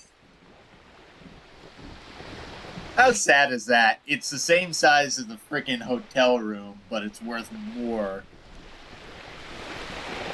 Alright. Okay. Talk to me, lady. Tell me what I need to know. A striking woman leans against the cabin top of her sailing boat, smiling as you approach. Her green raincoat glistens with droplets. A silk scarf is tied around her throat. Fashionable. Good morning, officers. I'm Joyce. She extends her hand in a greeting. Joyce L. Messier. I represent the board of Wild Pines, the owners of the harbor. You gentlemen must be from the RCM. She steps closer and holds out her hand over the railing. What does the L stand for? Beaton, my maiden name. Huh. Who gave us away? Nothing, honestly. I've said it to every drunk in town, and you're the first one who's responded. I like you. Relax. She meant it in jest. Shake her hand. I'm glad to see you here. I was dispatched to handle a strike, not a lynching. Anything I can do to assist the RCM in this matter, I will, gladly. Yeah, but what can you do? That is good to hear, madame. My colleague will take the lead on this interview. I should let you know that he is recovering from an unusual medical episode. Very unusual. But I can assure you of his ultimate competency. Damn, Kim. There's a trace of irony in his voice. Mischief, even. This is a tactic. Oh! Okay, he's not completely serious. How interesting. I wish you a swift recovery. In the meanwhile, you have my full cooperation, and the full cooperation of the Wild Pines group. Yeah, bump! Why, yes I am.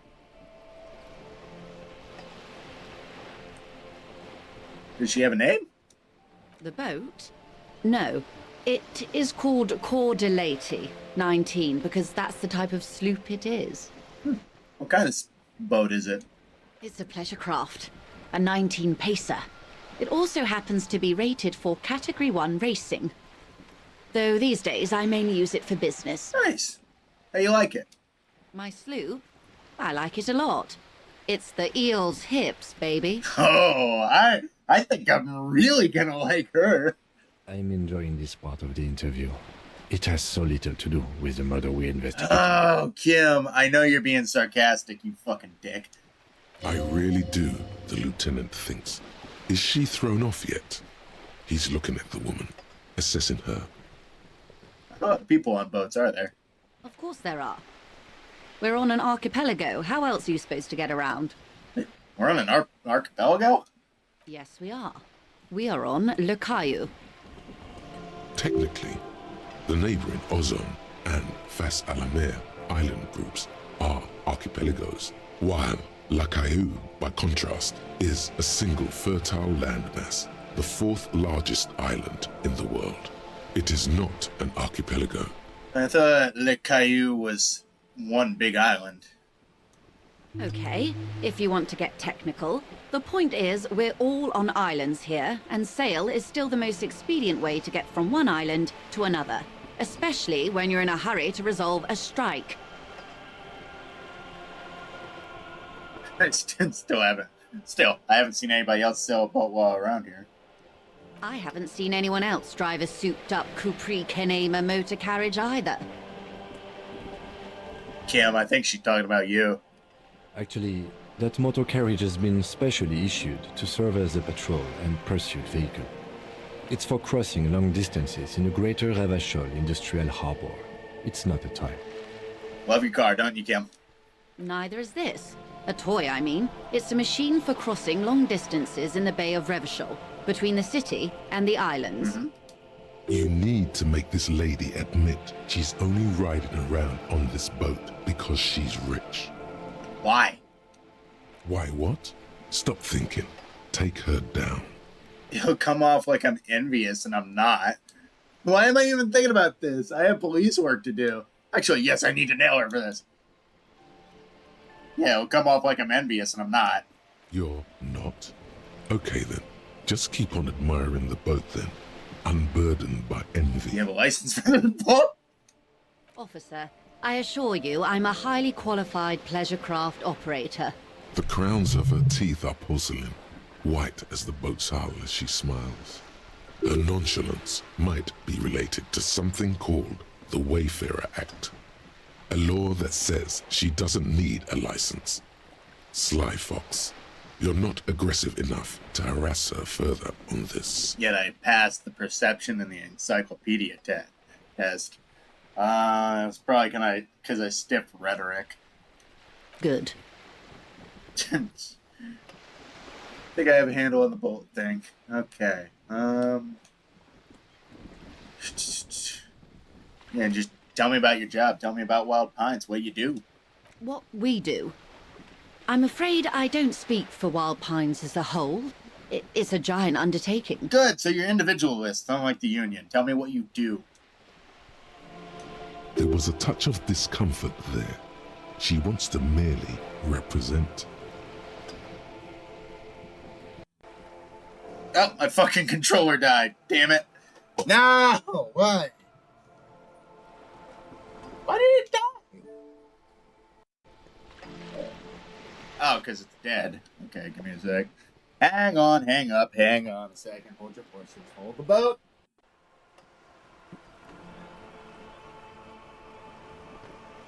Ah.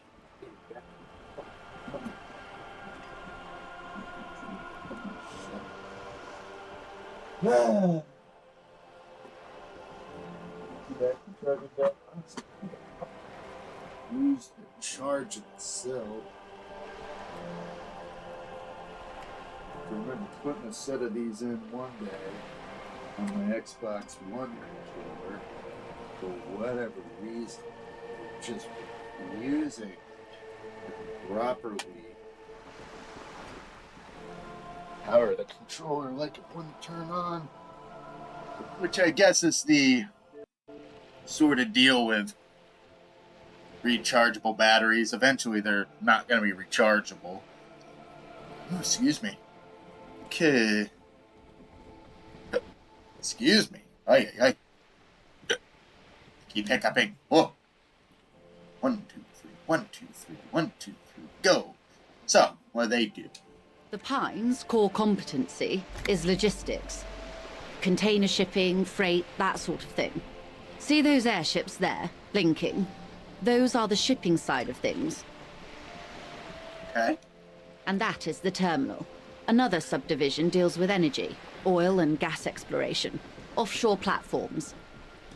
The Wild Pines Group is one of the original Revacholian Indo-tribes. Companies awarded royal monopolies by the king, the suzerain himself, centuries ago. The king is long gone, but several of the Indo-tribes remain. Who are the other Indo-tribes?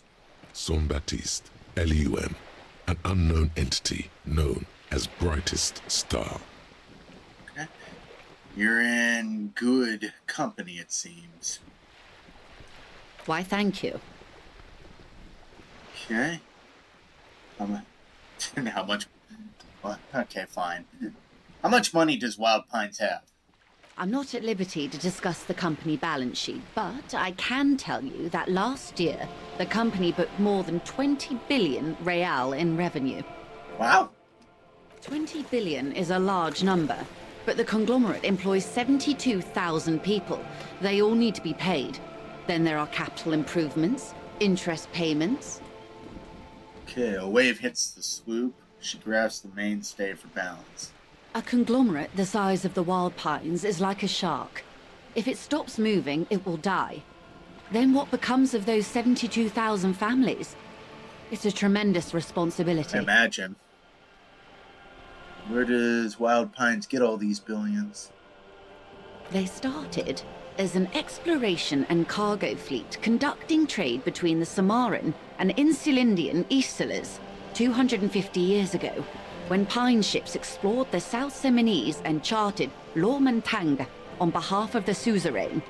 Centuries of care, deliberation, and madness have gone into this endeavor. Vessels pass through the Great Unrest to re-emerge with apricots in tow. The logic of the system is totalizing. It's taken everything from its employees to build it. It's a lot.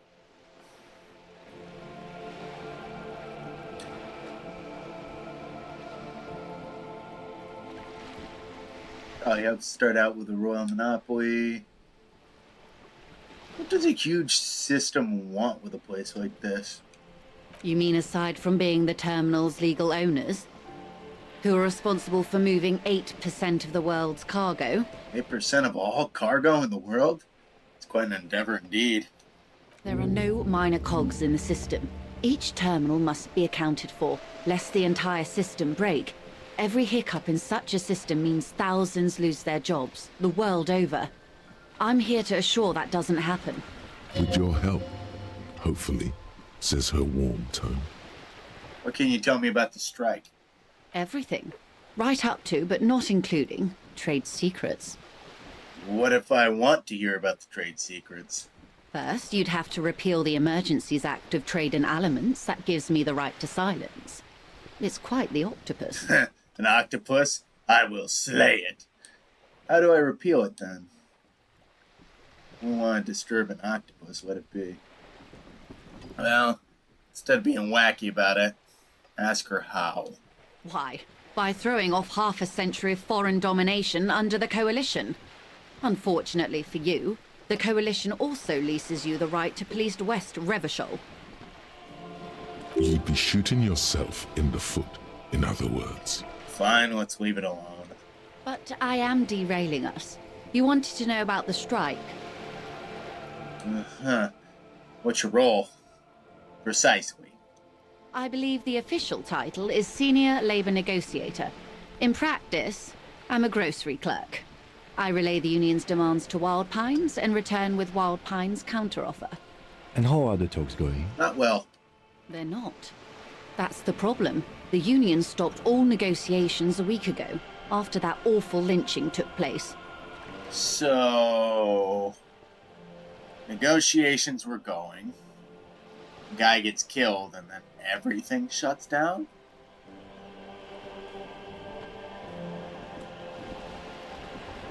Jeez. I don't know why, but it's like they're are they waiting for like the pressure to build? Now they won't even let me into the harbor. There's a 2-meter-20 racist behemoth blocking the gates. 2 meter and 20?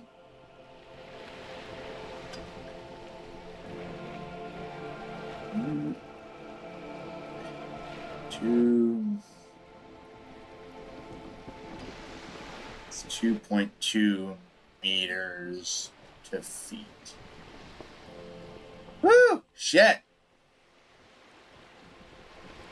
7.2 feet tall. God damn. It's so big. Now, he's muscle, so that's a dumb question, but still. Okay. Tell me more about this behemoth. What can I say? The union employs a giant covered in tattoos. A racist giant. I guess that's part of their big tent organization now. Okay. How were the talks going before the lynching? Let's say I was not making the kind of progress I'd hoped for when I first arrived. Obviously. And when did you first arrive? I arrived 3 weeks ago. Yes, in the middle of February. The bay was still partially frozen then. I prefer to do these things on site, like the RCM. But the strike began in December. I wasn't the original negotiator here. I took over after Mr. Gaumont hit a wall with Mr. Clare, the union boss. Mr. Clare refused to speak with Gaumont despite concessions he'd granted the union in prior negotiations. This isn't the first time the union has gone on strike. Of course they haven't. They're a fucking union. Union works when the union works. Union doesn't work when you don't want to work. Well, actually, let me actually clarify that better. The union works when the union wants to work. You don't work when the union doesn't want to work. And you get to miss out on all that paycheck, on every little thing that would make your life a little less harder. And then the union will start taking stuff from your paycheck and telling you they're doing things for you that you should feel happy about, when really all you want is a fucking full paycheck. Fuck unions. Heavens no. There have been 2 prior strikes. Both times the union won significant concessions, including overtime pay and a medical plan. This time their demands are more, I guess you could say, aggressive. Aggressive how? Ludicrous even. It's meant. So what happened to Gumon? Let's start at the top. What happened to Gumon? Mr. Clare told him to... how did he put it? Fuck off, midget. Gaumont is short of stature, you see. Not cool.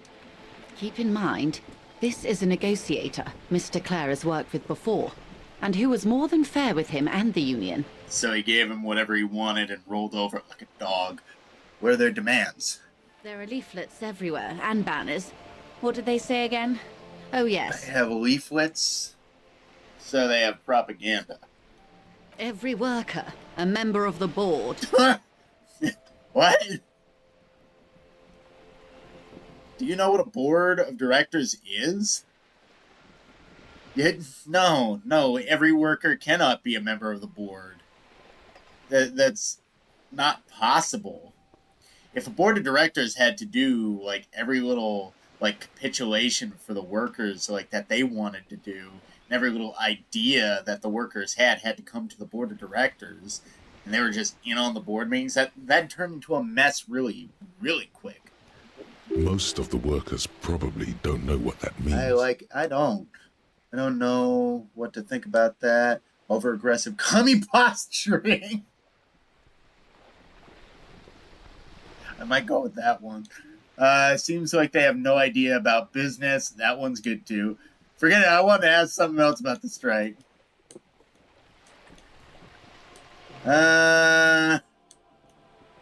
Over-aggressive commie posturing. In its defense, another said, demand democracy.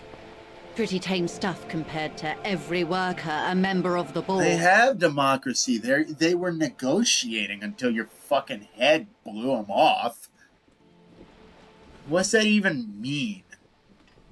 Yeah, most of them probably don't even know what that means. Fortunately, they explained it. Every time the Wild Pines group makes a decision about anything, it needs the signature of each of the 2,200 workers in its Martinez terminal. That's fucking insane! So it's worse than I was thinking.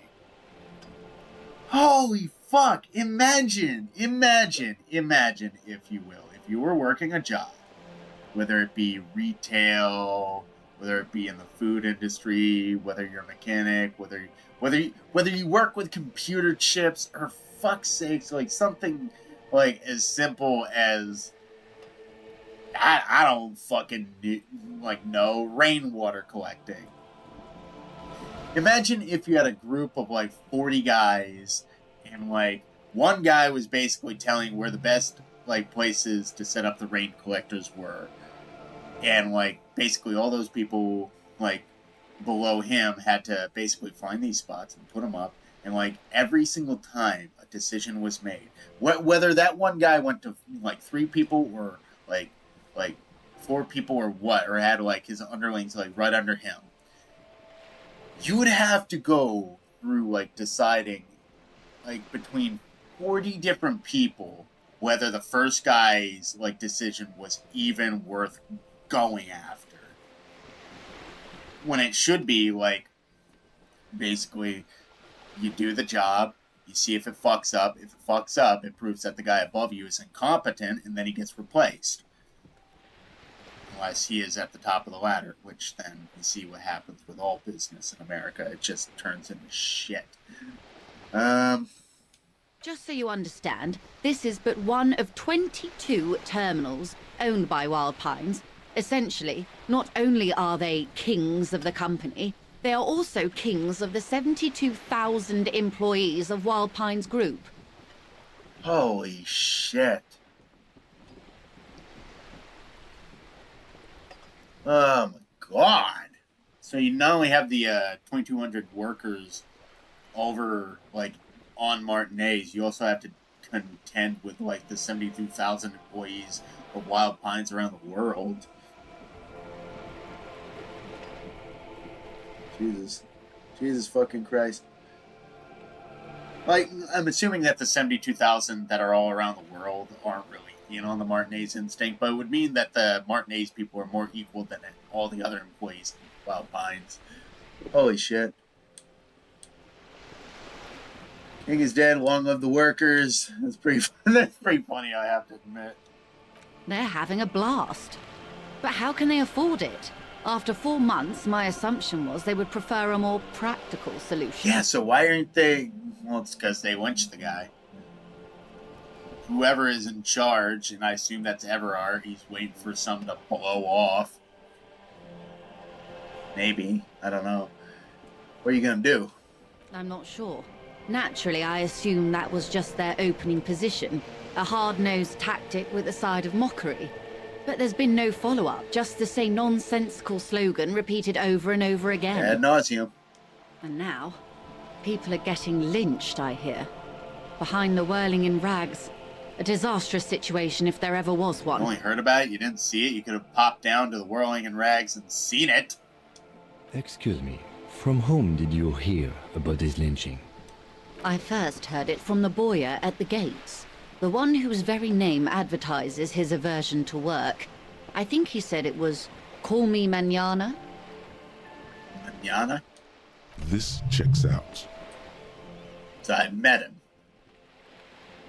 The scabs at the gate. Did you put them there? The scabs? You mean the huddled masses of Jamrock, come to plead for work where the Union refuses to? If they were organized by Wild Pines or its affiliates, then it would be a company secret. I could not share it with you. Not right now, at least. Should probably talk to the scabs. Maybe I should talk to the Union rep first, but scabs would be a good avenue to go towards.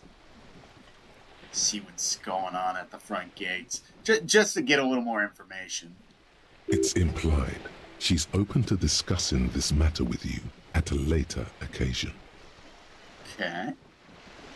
Tell me about the Union boss. Everard Clare is a man of the utmost integrity. If you can say one thing about him, it's that he always puts the interests of the workers first. Really? Of course not. Everard is fantastically corrupt. I imagine he has a thick, viscous goo where you and I have blood. You saying he's a creature of some kind? A monster? I wouldn't doubt it. So now I'm more than sure that he's waiting for this powder keg to pop off. If you were to prick it with something sharp, you could see it oozing out. A knife, maybe? No, a rapier. You sound like you're about to take a rapier to him. Is he that bad? He can't be that bad. Say nothing. Let's go with the rapier line. Oh, heavens no. We get along just fine. Yet, now that you mention it, I can't stop imagining that black treacle just dribbling down his double chin. She stops and smiles. You're gonna stab him in the throat. Fuck me. Is he that bad? He is the most corrupt individual I have ever seen, and I deal with men like him for a living. If there is anyone more venal, more irredeemably nepotistic, then it's his twin brother, Edgar. Wait, there are two of him? Yes. Edgar looks exactly like his brother, except for that lazy eye. He also talks exactly like Everard does, and when one's term as foreman is up, the other takes over. So are they the same person, or is one more corrigible than the other? It's how they circumvent the term limits, you see, with a funny little switcheroo. While in office, they've embezzled God knows how much of their workers' dues. You sure there's two people? Could it just be the same guy, just using his lazy eye? What about the Union itself outside the brothers? The Débardeurs Union was once a perfectly normal institution. 20 years ago, anyway. It must not have been easy to establish under the Emergency Act. But they did it. I can respect that. Organized labor at its best, as they say. Then something happened in the local chapter elections. The brothers Clare came and transformed it into a... how do you say? She hesitates, looking for the right expression. A mob. The debardeurs are a crime syndicate. Sad as it may be, I suspect we'll be forced to cooperate with them. Well, we got the body down without their help. I'm proud about that. Refreshingly honest, officer. The company has tried appeasing in the past, but I'm afraid our concessions have only emboldened Everard and his brother. And your opinion, detective, if I may ask? I'm a curious and talkative person, you see. Would you say the Debardeurs Union is... Effective advocate for the rights of the local working men? No, obviously not. A giant leech sucking the life out of Revachol? That's pretty good. Basically a socialist mob. Let's get politics out of it. Leech. Indeed. And a hungry one. Sadly, Wild Pines have cooperated with what amounts to a crime syndicate for 2 decades. However much you feed the leech always hungers. Yeah. Give a mouse a cookie. Gonna want a glass of milk. One more thing. You said something happened in the elections. I'm glad you asked. There was a woman, the previous forewoman of the Union. She disappeared. Disappeared? Disappeared? Yeah. Yes. On the last day of the local chapter elections, her daughter phoned in and said she wasn't running anymore, or coming to work. Ever. End of story. Some kind of extortion, probably. Indeed. The company suspects foul play, but there's nothing they could do. It was a Union matter. The point of the presentation is, these kinds of things happen around the Clares. Watch out when you're dealing with them. Okay, so we got 2 different people. Well, essentially the same person ready to put a bullet in our heads. Thank you for your concern, man. We'll be just fine. No, I'm a little more worried than you, Kim. Okay, that's all I need here. Let's change topic. Of course. How else can I help? What can you tell me about the lynching? Quite a few things, I'm afraid. She falls silent for a moment, contemplating something.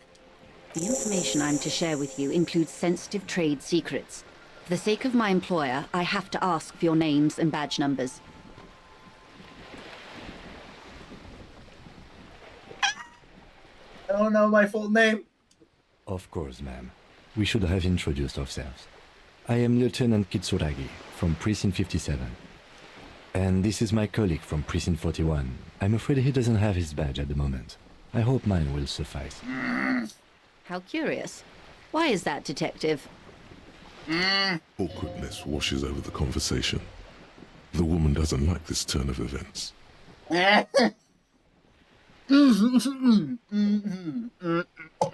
me get a sip of something right here.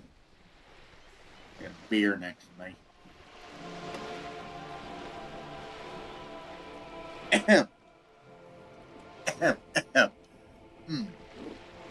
Some of the strong stuff, some of the Dutch courage. Harry's sober. Me not so much. Remember when my partner told you that I'd recently suffered from an unusual medical episode? My lost badge is related to it. I see. So, are you saying you lost your badge during the course of this episode? Eating it for all I know. I don't remember anything, this world, this city, nothing. Let's just be honest. She's being forthright right now, so I'll be forth with her. It's possible after a night of heavy drinking, I lost all memory of my life and the world. Oh dear. Some kind of encephalopathic amnesia. I don't even know how to respond. No, we've come up with every possible way to respond. None of it makes sense. I do believe you, naive as that may sound. I simply can't imagine what you gain by faking such a condition. Thank you, Kim. Take some fucking notes. As I said, ma'am, his technique may be very unconventional, but he is an officer of the RCM. That is true, although I don't feel like a good cop, but I am a cop. Of course, I sympathize. but I'm afraid I simply can't share anything more until I've seen that badge. Damn it, woman! I don't know where it is! Oh, fuck. She's a professional negotiator. She should be open to some sort of mutually beneficial arrangement. Oh, it's a red check, though. I'll back off and I'll save real quick. I'll find it somehow. Let's talk about something else until I do. Of course. But before we do, officers, let me be perfectly clear. The situation is extremely volatile. The sooner we can speak about this lynching business, the better for all of us. Okay. That's all for now. I'm gonna save. Of course, Detective. Take care. I'm gonna try it once. If it doesn't succeed, I'll go back on the save. You're back. Good. I'm afraid I can't say any more until we've taken... Fuck! Will guide the way. Well, madam, I need to know about this lynching. It's very important to me. I'm solving... There's a case that I'm solving. I assure you, it is no small matter for me either. We all share the responsibility for disarming this situation. I hope you have a badge for me as soon as possible. Our Stas, it's not like a side case for me. This is my main thing. You have so much else. I only have this. This is the entirety of my existence. She's silent. The wind flaps the sail above her. His boat, for example, at home somewhere. I only have this case. Officer.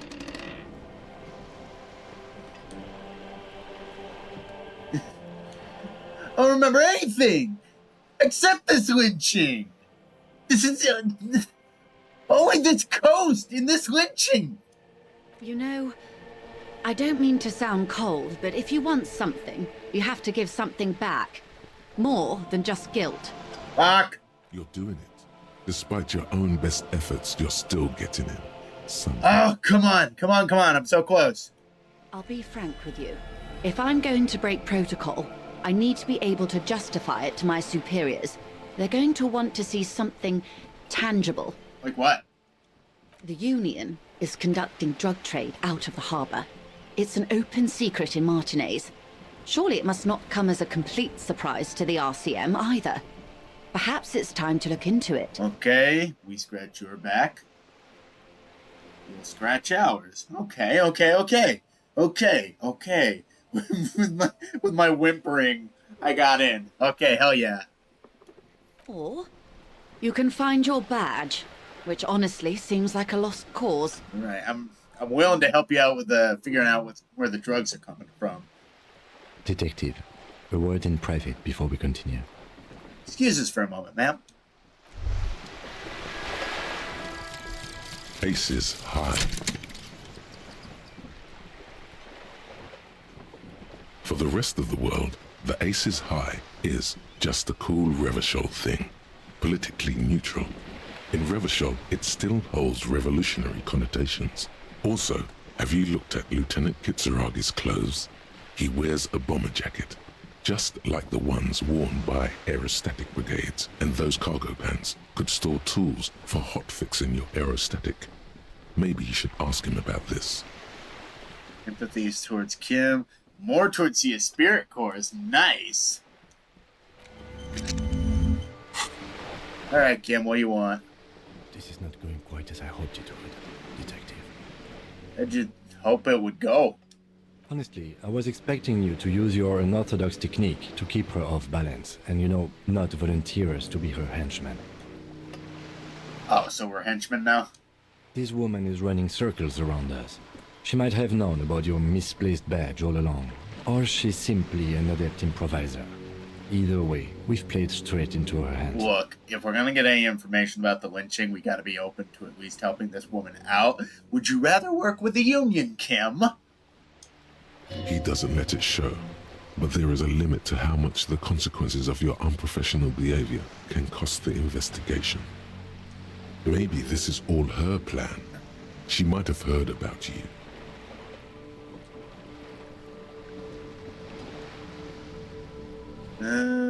What do you propose?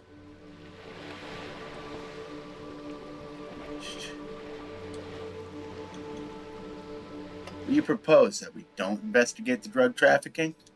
No. If there is reasonable suspicion, we must investigate. Otherwise, she could claim we are siding with the Union, or that we are on their take. We'd never hear the end of it.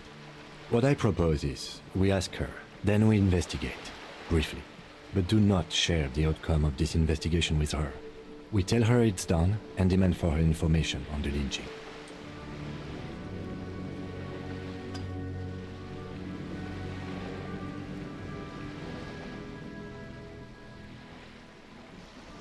Company, I don't want to accuse, but she could have known about my condition. I wouldn't go that far. Her reaction did come off as sincere to me.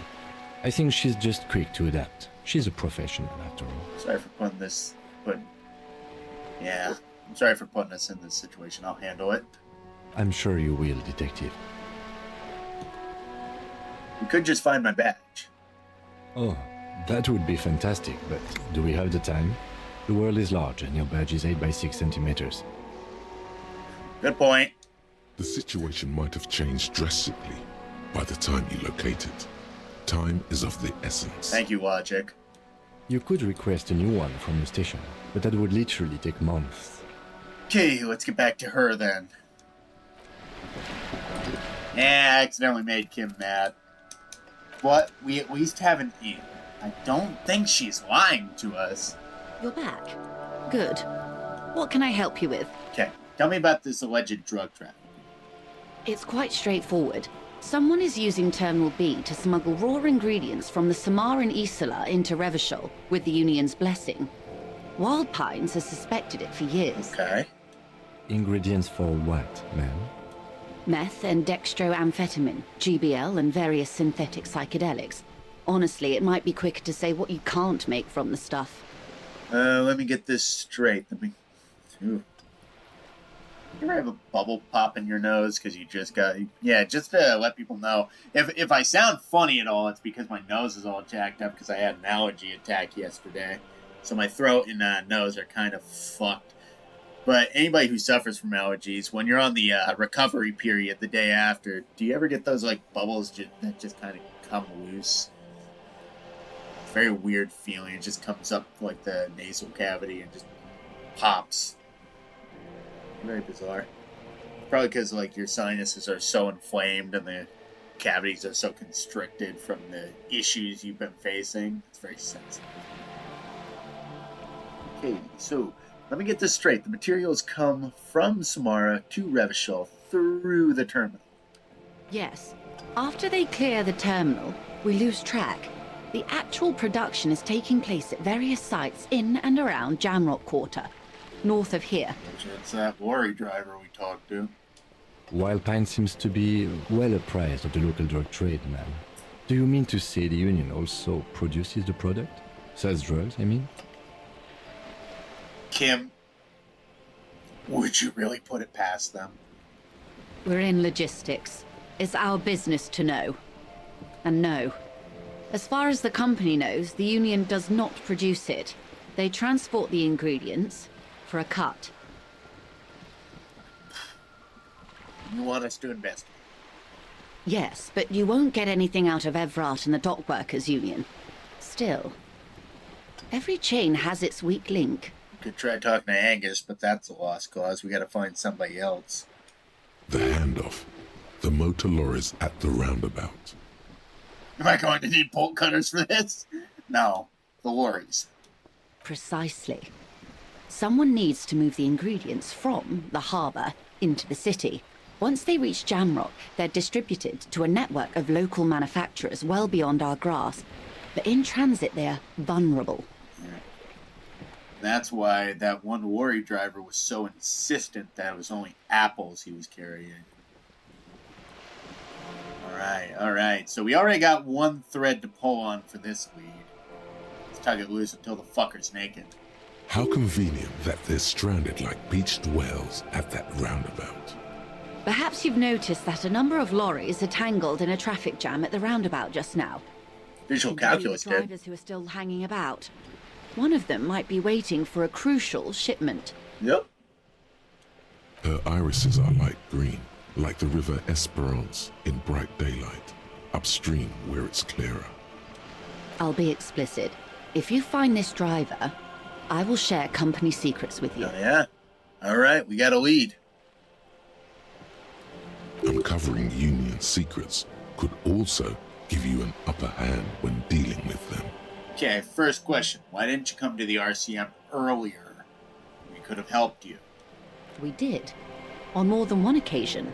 Apparently, there's some sort of inter-precinct disagreement about whose jurisdiction this area falls under. Pissing contest. We know the company has launched its own probe into the Union's alleged involvement. We also know it's come up empty. It's not just the RCM. No one's been able to find any hard evidence. Well, here's your chance, officers. That's actually a good point. It's not a coincidence that the lorries are stranded there like that, is it? No. We asked East Motor Track to raise the drawbridge. The road company is a partner of one of our subsidiaries. However, She pauses, looking to the sea. this is a limited time opportunity. Once the complaint has been processed by the Trade Committee, they'll have no choice but to lower the drawbridge, and the operation will continue. Thousands of litres of raw ingredients will pour onto the streets of Revachol. Not the east across the river, but the west. The vulnerable, the weary. Yeah. Well, at least this solves one mystery. What mystery, Kim? What is that, Lieutenant? Why I had to call East Motor Track and beg them to open a drawbridge for me. I'd wondered since I first drove in, on my motor carriage. They're gonna force you to leave your car on the other side. They don't want anybody through. I am sorry for the inconvenience, Lieutenant Kisaragi, but we need them trapped here. This is a unique opportunity. I'm sure you understand. Uh-huh.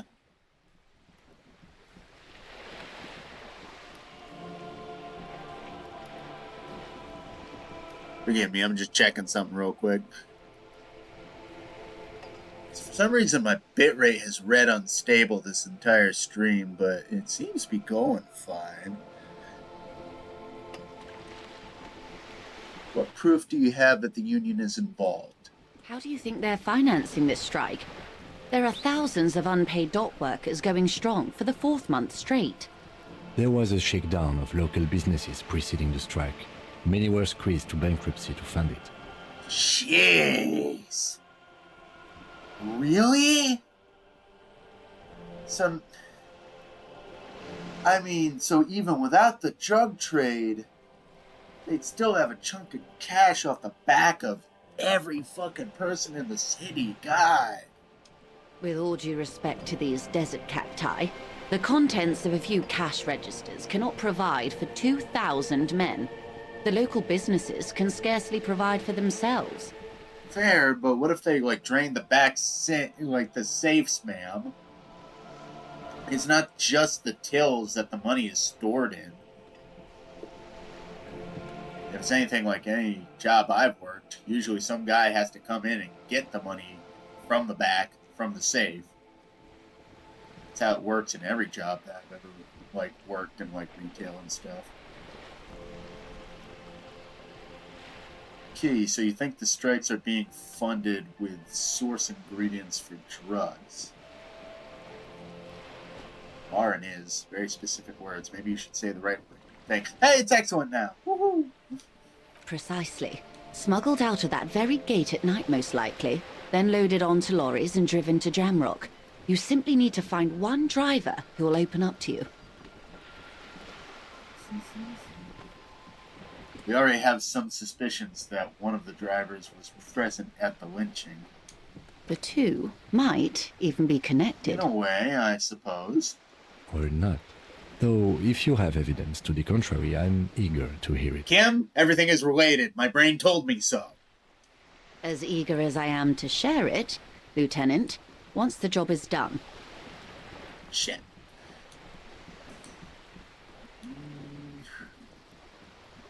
Okay, I've made up my mind about the smug. Excuse me. I've made up my mind about the smuggling investigation. Yes? We will take this case, probe the drivers, and see what it yields. Excellent.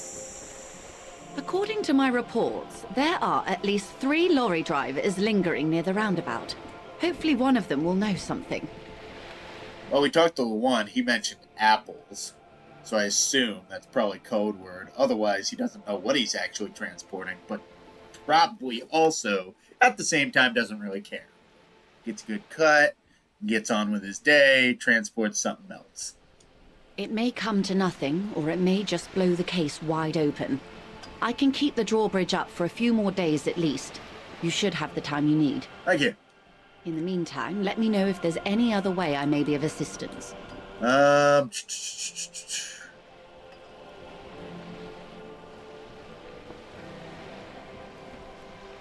continue down this line of question. Damn, it's almost 1 already. Fuck me. You know anything about these tattoos? That's the man who was killed. Yeah. I'm afraid this is a discussion for once we've cleared the lynching question. So you know something about the tattoos. Better not tie the fourth day to the backstay on this. I hope there is something else I can help you with. Joyce, come on! She wants to answer the question. Protocol keeps her from... Come on! Fuck! Alright. You seem smart. I need somebody to give me the lowdown on this. The reality. This reality? Yes, reality is your side case. I need to know what's going on. An experimental side case. Conducting a personal investigation into the world I find myself in. It's related to that medical episode I have trouble remembering even the most basic terms of reality. No time to explain, just give me the lowdown. Actually, I'm not good. No.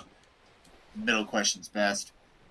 Well, middle answer's best. It's related to that medical episode. I have trouble remembering even the most basic terms of reality. Ah, yes. The episode.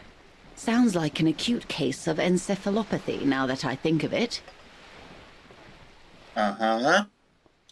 Don't be phased, madame. He functions perfectly well. He only needs a lowdown on all of reality. Yeah, more text messages.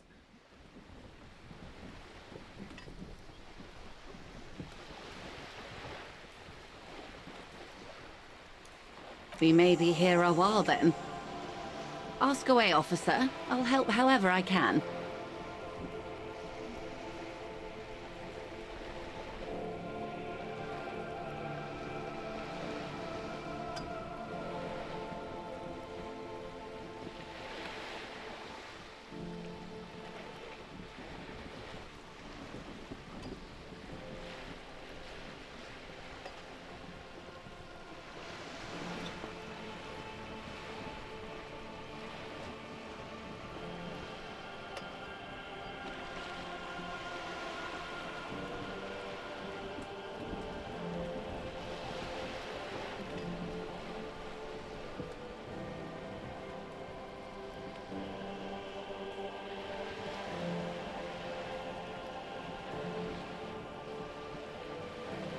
Yeah. You ever get to getting invaded? Yeah. You ever getting... Cannot talk, cannot speak. Words fail me. English is not my first language, but it is the only one that I speak. Oh, fuck me, goddamn. Profanity comes natural. You ever get that text message from somebody asking to hang out, but you already made plans to do something in the afternoon anyway? It sucks. My dad really loves watching football. And unfortunately, our two of our watering holes, like two of the bar/restaurants that we went to in the greater area, have unfortunately shut down for whatever reason or another. One for good reasons, one for reasons that I am kind of vague on. But unfortunately, like, places we've gone for years finally closed out, and it's sad. It's really, really, really sad. One of them was a brewery slash, I guess you could consider it a restaurant. That one unfortunately closed, but that one was because the owners wanted to retire. So I can only assume, since they didn't say anything like, oh, we bankrupted ourselves, or we ran out of money, or we just found it was time. Wasn't the reason. Like, I'm assuming they're just going on to greener pastures. They made their money and they're done. Which, honestly, like, the amount of time they were getting around is a pretty decent amount of, like, business they pulled in. Hell, they got into local supermarkets with their stuff too. The other one was a little more vague, but like basically they sold off the building. Unfortunately, that place is closed too. They still got other locations because this one was more of a chain, but still, it's a little out of the way for me to go there now. My dad bought me a whole year of free burgers to the place. Like, I got these little coupons I can turn in for basically a free meal. And now I gotta go to another location that's a little further out of the way. Alright, we're in. I know these all look good, but begin with the first, okay? Okay. Ooh, that's a good check. You know what? Let's start with the check. It's a white check. And it's likely that we'll get it. Think of something close to you. 6 kilometers southwest, in the Valley of Dogs, Junior Officer Chad Tilbrook takes aim at a rabid black dog licking its wounds in the grass. To his left, his partner, Emil Mullins, whispers, "You heard what happened to Tequila Sunset in Martinez?" "Yes, he lost his mind," Tilbrook answers, fingers on the trigger. "Don't worry, Emil." He pulls it out slowly. Slowly now. He'll find it again. Wow, that's loaded. We always do. What am I? You? You're an officer of the RCM. The Revachol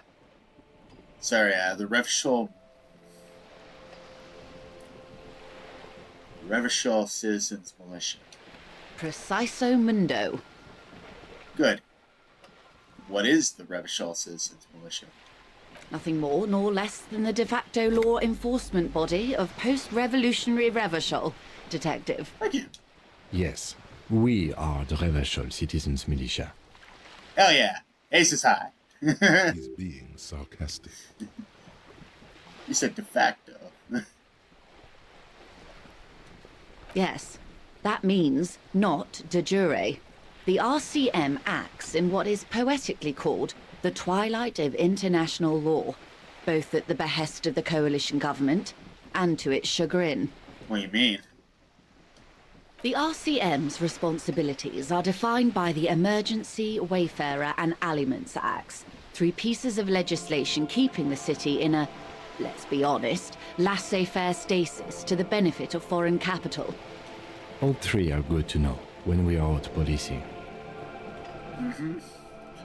So, I'm basically a lackey of capital. I'm basically a thrall to foreign interest. I'm basically one of the good guys. That's a good one. I'm basically going to avoid this subject and ask the next question in this line of inquiry. I'm basically one of the good guys. There's nothing basic about your role, Detective. It's true that the RCM keeps everything the way our seemingly permanent provisional rulers like it. She leans in. Yet, on the other hand, I know these people. I deal with them daily. Let me tell you, dear, they are not fans of you. Why? The post-revolutionary decade was a disaster for the coalition government. Revachol in the 20s was hell, especially on the west side of the river. Gang warfare, a botched privatization scheme, a nuclear pile meltdown. Yeah, I heard about that one.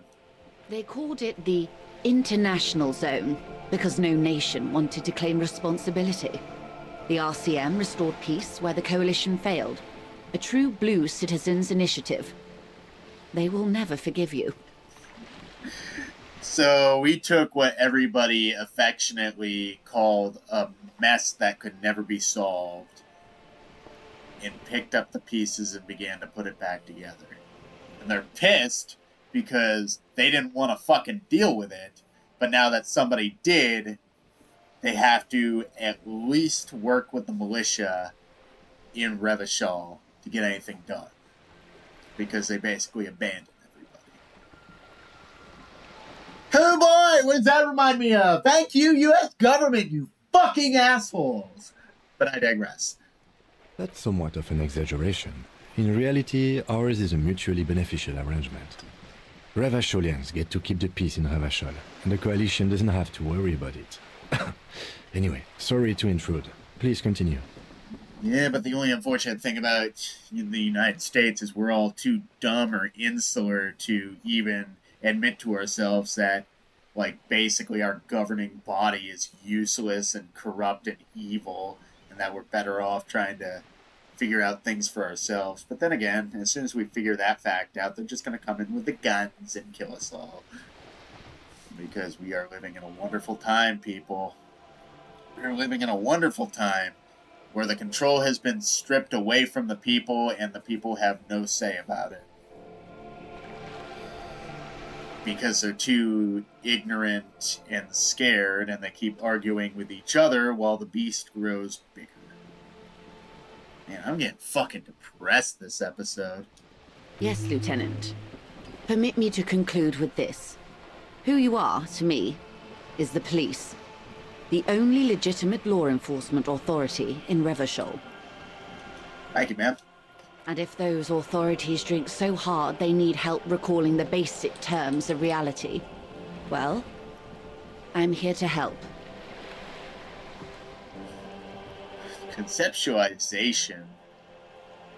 Once again, at 6, still considered very low.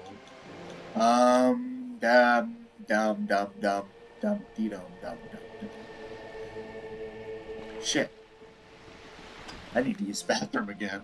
I've been drinking a lot of water. Not a lot of beer, don't worry. Only had 2 of those. Sorry, I lied. I've had 3. Give me a sec. I'll be right back.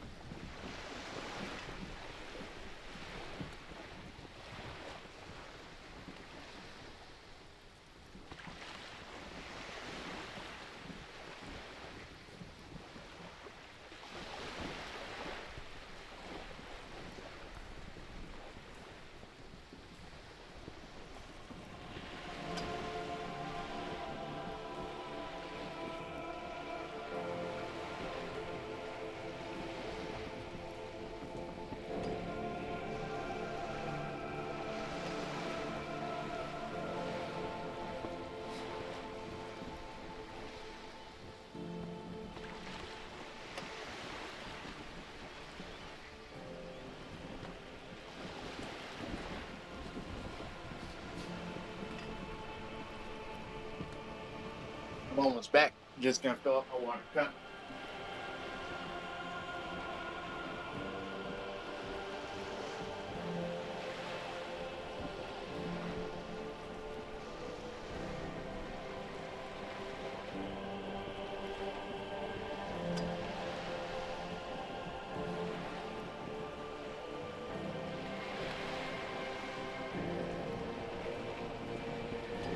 Yeah, but to, I don't know, it's just sticking in my head because, like, after thinking about going to the bathroom, like, I'm not saying, like, give up on this country entirely. That's the stupid decision. The worst thing you could do in a bad situation is give up. But it's like people have, I don't even know how to describe it. People have gone like fucking stir crazy being locked in their houses. Now that they're back out into the world, they just want to fight everything. Don't pick a fight just to pick a fight. Gotta have really significant meaning to you. Every action you could take, it should mean something to you. It should have a very concrete, very non-vague, and very succinct, like, reason that you have decided for it. Like voting. Never stop voting. But don't just, like, do it willy-nilly. Like, make sure the reason you are voting has meaning to yourself that you can understand and accept. And nobody's going to agree with you 100% of the time. We're human beings. We're selfish beings in the first place. Nobody's going to 100% agree with you on everything. Nobody's going to 100% disagree with you on everything. But it's got to have meaning, and it's got to, like, come through that you understand what that meaning is and that you accept what that meaning is. Like, pretty much my whole entire life, I never really thought I'd ever get a tattoo. But unfortunately, when Kentaro Miura died, I decided pretty much then and there, because that's the most meaningful story that I've read about pain, suffering, coming to terms, and, like, accepting, no matter how bad things get, that you're going to eventually try and make things better. Pretty much, it's one of my favorite stories in its entirety, and that's why I decided to get, like, a tattoo of the brand of sacrifice on the back of my neck. Because it had a lot of meaning for me. I didn't do it as an empty gesture. I didn't do it just because I thought it looked cool. Which, there's nothing wrong with that either. But I think the best things a human being can do should have something that you can draw a through line to. Something you can say, this means a lot to me. Like having kids. Don't have kids because you think you're obligated to. Don't have kids because you think you can do better than your own parents. Even though that's actually not a bad, like, reason in itself. But have kids because you want to raise somebody with the ideals and the ideas that you have in your head. But you will accept any things that they have come to term with themselves. Because, like I said, we're all different. We're not all going to have the same ideas, and we're not all going to, like, become the same people, even if we learn the same way, even if we think the same way. That being said, it's your job to protect them from, like, the obviously bad ones. Like, don't let your kid just, like, become an out-and-out Nazi. Like, don't have them, like, just hate indiscriminately on, like, reasons that are just, like, kind of silly. Like, things like race. But then again, at the end of the day, like American History X, like, shows people, like, even racism comes from a reason. Like, that man in that movie had his fucking dad killed by gangbangers who, instead of trying to escape a burning building, because this man is a firefighter, instead of, like, escaping a burning building, they decided to kill this fireman because, oh, he discovered their drug stash in this burning building that was going to be gone anyways. Might as well kill a witness. Which, like I said, everybody has their reasons. Everybody has their ideas, and everybody finds their own meaning. Completely discounting things just for, like, simple reasons, you're not going about it the right way. At least think about it. At least try to understand, even if it's an important monster like fucking Jeffrey Dahmer or fucking, oh god, not, fucking, who's that one dickhead who died a couple of years ago? Charlie Manson. That fucking scary fuck. He was just crazy, but he's a very interesting, like, kind of thought study. Then again, let's continue on here. I'll get out of my diatribe. But, like I said, don't give up, and make sure any action you take has meaning to it. Like these bot farmers, they're looking for money. Looking for money for desperate streamers who are willing to shell out, like, cash in order to get a fake viewership. No, fuck you. I have my 9. They're the most important people I'm ever going to meet. And we start around 6 or 7. Fucking damn it. Fucker. In the middle of this?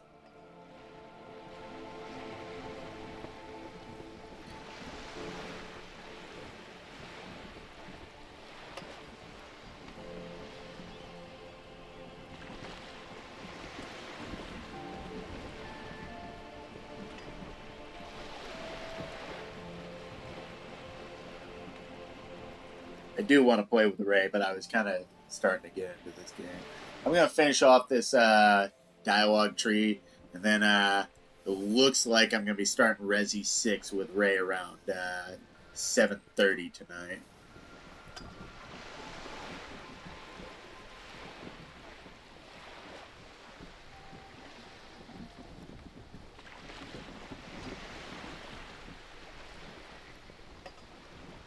Which is weird to even say, because once this is posted on YouTube, it's literally going to be just one after the other.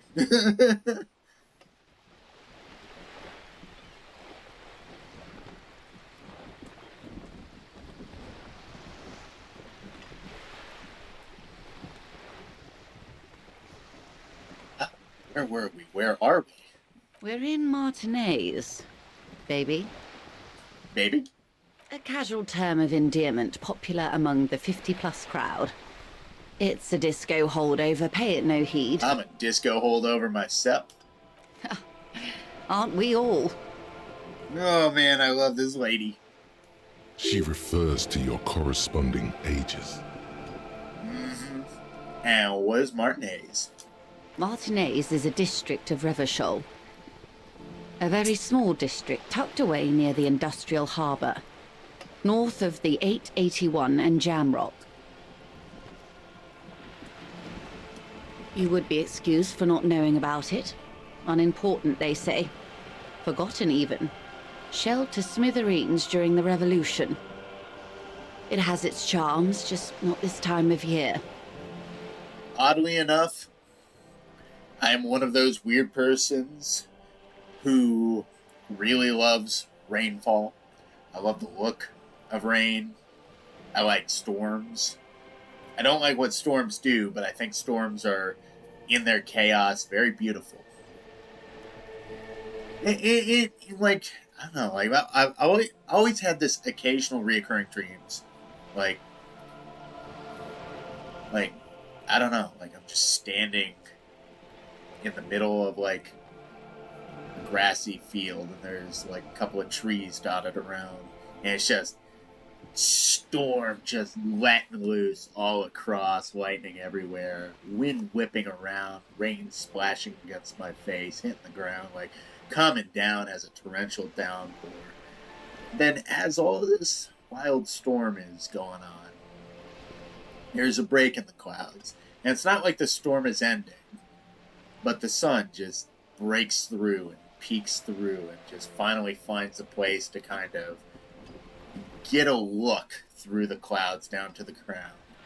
I just love that image in my mind. It sticks with me every time I have this dream, where you're basically just looking at this insane chaos, but for a moment, like, you see the light break through, and you can see the sun. And it's like, even in the worst of, like, all this wild, like, destruction, there's still light that can be found in it. There's still a bit of calm. I don't know, I enjoy that dream. Tell me more about Martinez. I'm not a good ambassador. I've only been here once before, as a teenager. Not a lot has changed. There are ruins, a terminal, fishing boats, reeds, boys with boxy shoulders. This place used to be a province, a workers' resort before the city swallowed it and the artillery did its work. The reeds are the real star of the show here now. The further down the coast, the wilder it gets. Yeah. Mention the sea. What sea is this? It's not really a sea, it's the Bay of Revachol. And the bay feeds into the ocean. Are we near the ocean? Yes. We're on an island in an ocean, the world's largest body of water, the Insulindic. Insulindic. Known to the early Revacholians as Les Immensités Bleues, the Blue Immensities. Vast, lukewarm, and unknowable, flowing in and out of sight. What's the name of the island? Caillou, as you already know. Thank you. Imagine a pebble. A smoothed-over pebble amidst a great blue sea, misshapen, cracked. The cracks are the river Esperance. We're in the delta of this river, on the 6th branch, the Martinez distributary.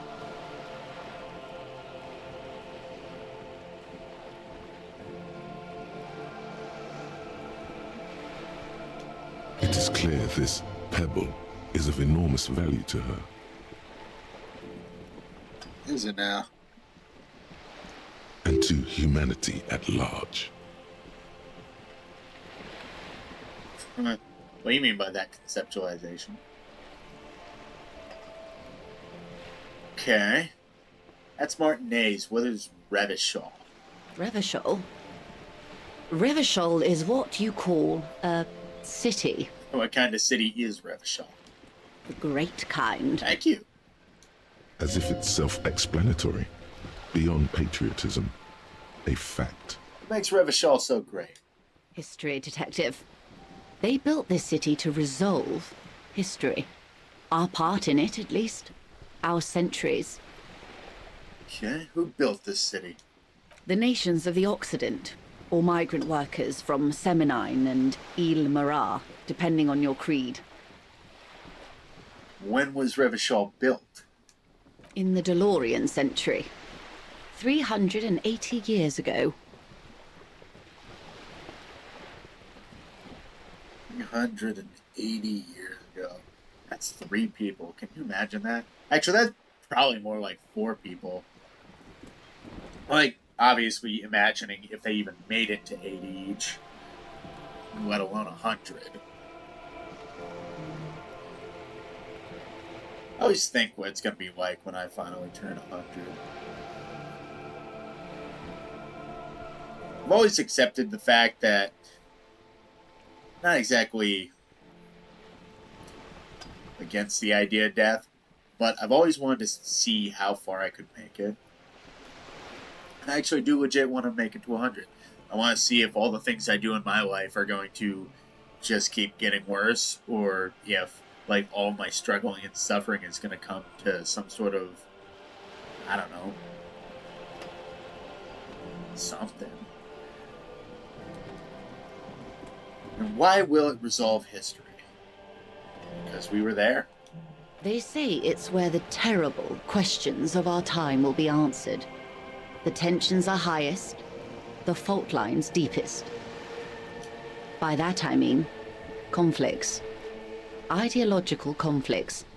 The stuff of men. Why here?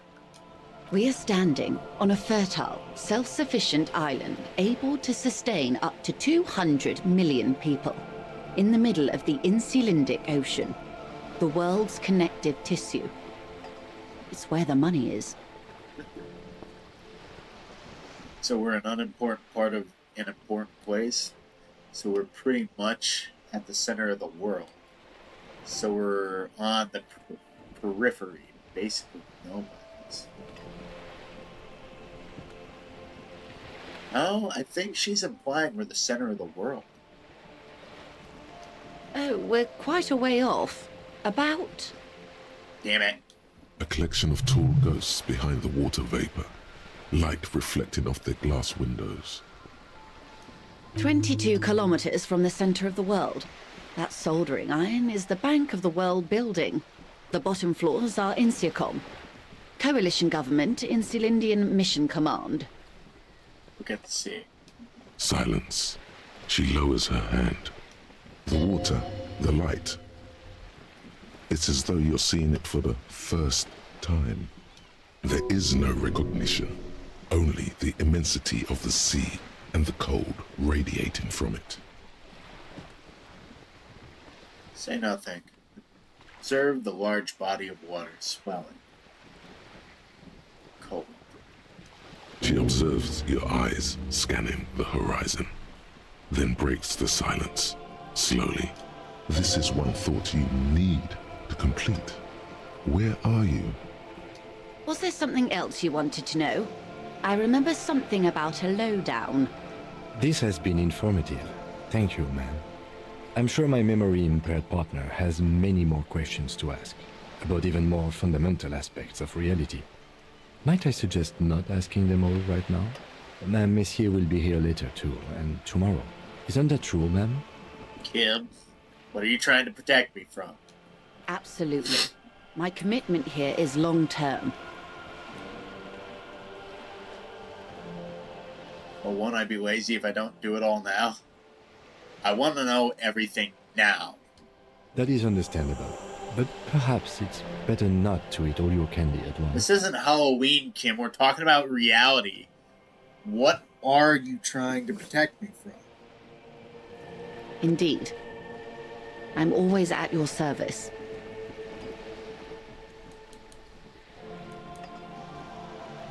Okay, let's try the impossible check real quick. A strange Shit. coldness. Oh man, I got so close. The waves sway the sloop slowly. That's all.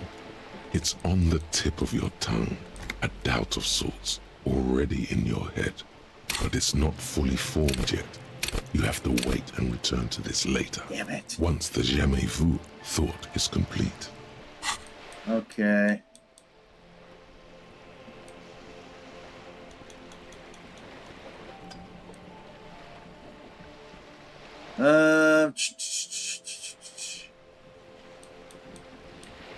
Fuck me, there's so many questions to ask. Let's try, what times are these? These are unimportant times, Detective. You and I were born after the dust had settled. 1,000th of a second too late. Too late for what? For the big time. Her eyes light up. There's a flash in her teeth. What's the big time? The revolution. Huh? And what is this revolution I keep hearing about? It's quite easy. Every 100 years or so, our species gets together to decide what's next, who gets shot in the head, and who gets the mineral rights. It's a real kerfuffle. Would you say it was a bunch of apes duking it out? Who got shot in the head? Who got the mineral rights? When was the kerfuffle? Why, of course. We're talking Duke Out Central. Full swing intra-species warfare. The apes. Were they evil? No. I would say the apes were neutral. Okay, neutral. On the other hand, Who got shot in the head? those would be the communists. Generally speaking, 40 million people got shot in the head during the World Revolution. But the communists, they all got shot in the head. Yeah, I kind of figured that. Oh, and the anarchists too. They shot them well. So well, one forgets they even existed. Yeah.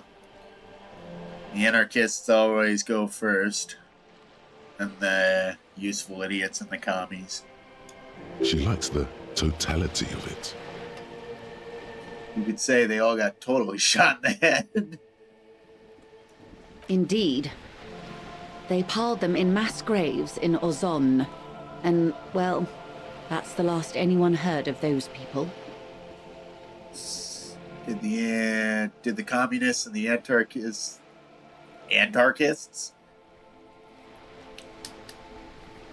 Did the communists and the anarchists shoot back?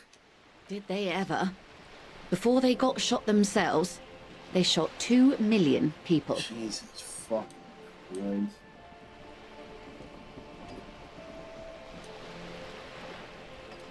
Yeah, that's a tragedy. Yes.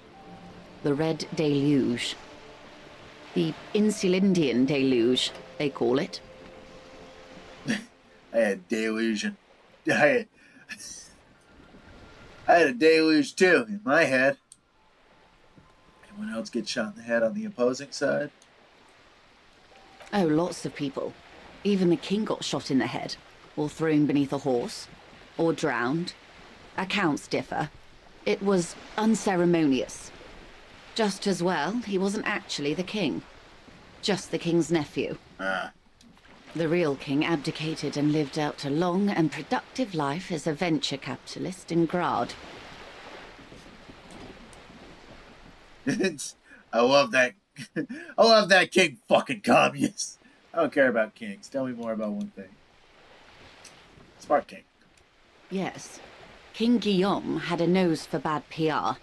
He ran before it. What is the expression? Went down?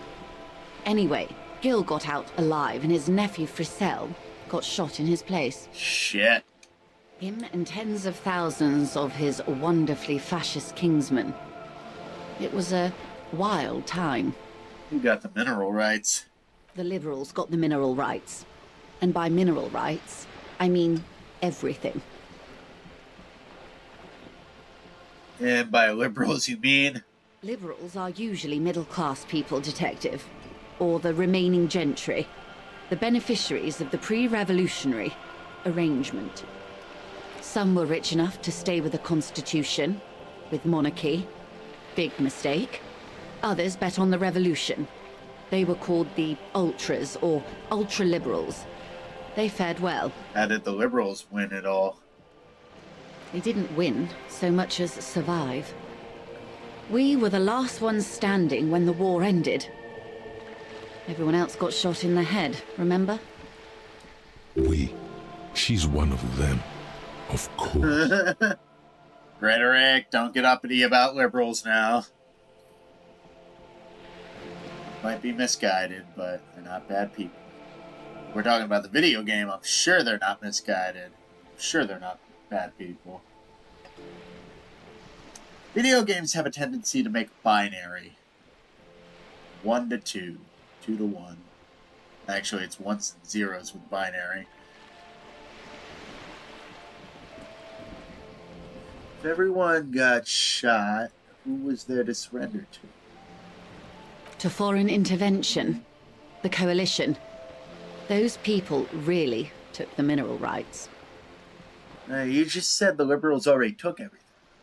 The liberals took everything that wasn't nailed to the ground. The coalition took the ground. The ocean, the laws, and the people. So they really are just regular liberals. Great! No, I'm just kidding. Who are the coalition?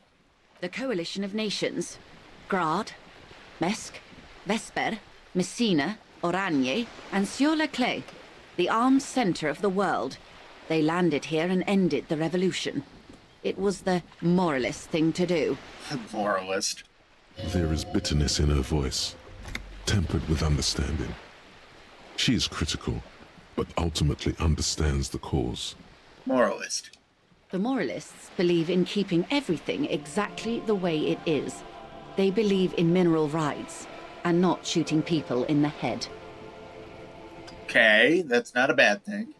At least not in the same manner and volume as the others do. They are the long-standing provisional rulers of Revachol now, the coalition government. The rulers of Revachol, and also the world.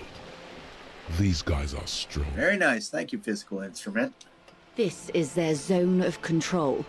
They embolden the RCM with crumbs of the same law they took. Technically speaking, you are a moralist.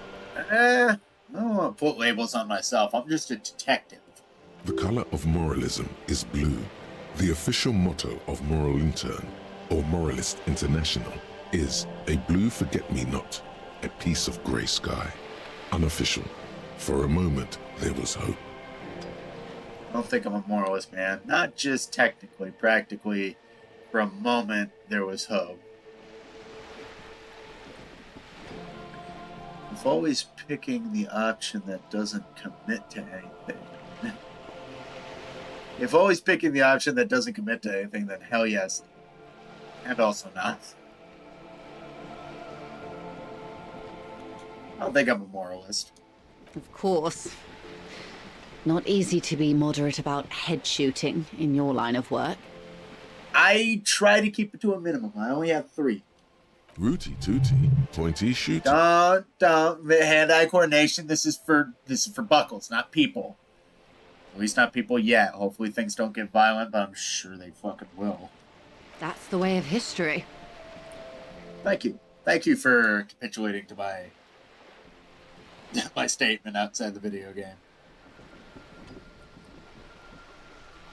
When was this kerfuffle? You said in the 20s, right? The turn of the century revolution? Don't answer it. It's a trick question.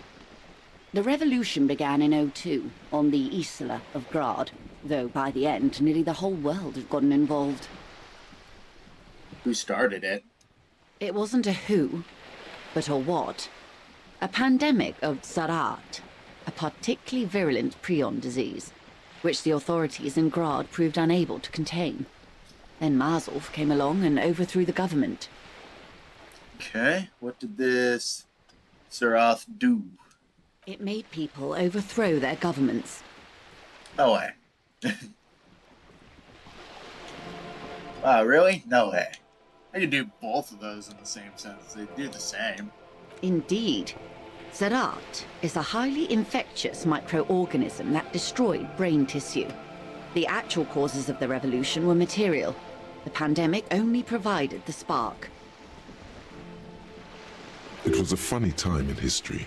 They discovered transistors and rock music, but they didn't know anything about prions.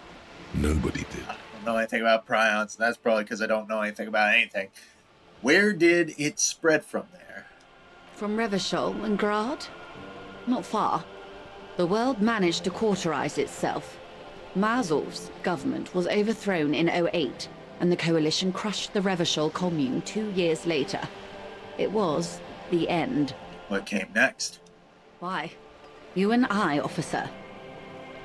Our lives in the zone of control. Something tells you her life and yours are not that similar. Maybe it's because she has a boat and you have that necktie?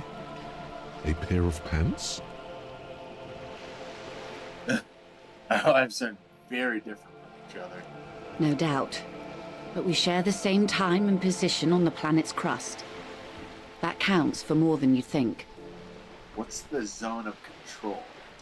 A city-state divided into free market zones under the everlasting interregnum of the Coalition of Nations.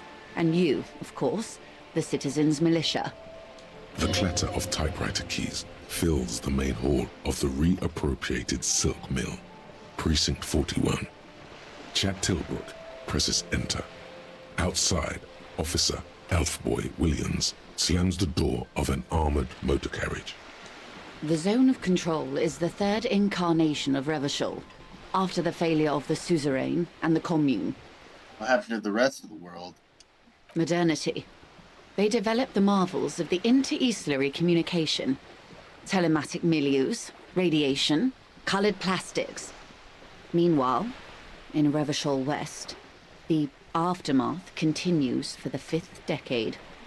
51 minus 8 equals 43. Thank you, very nice.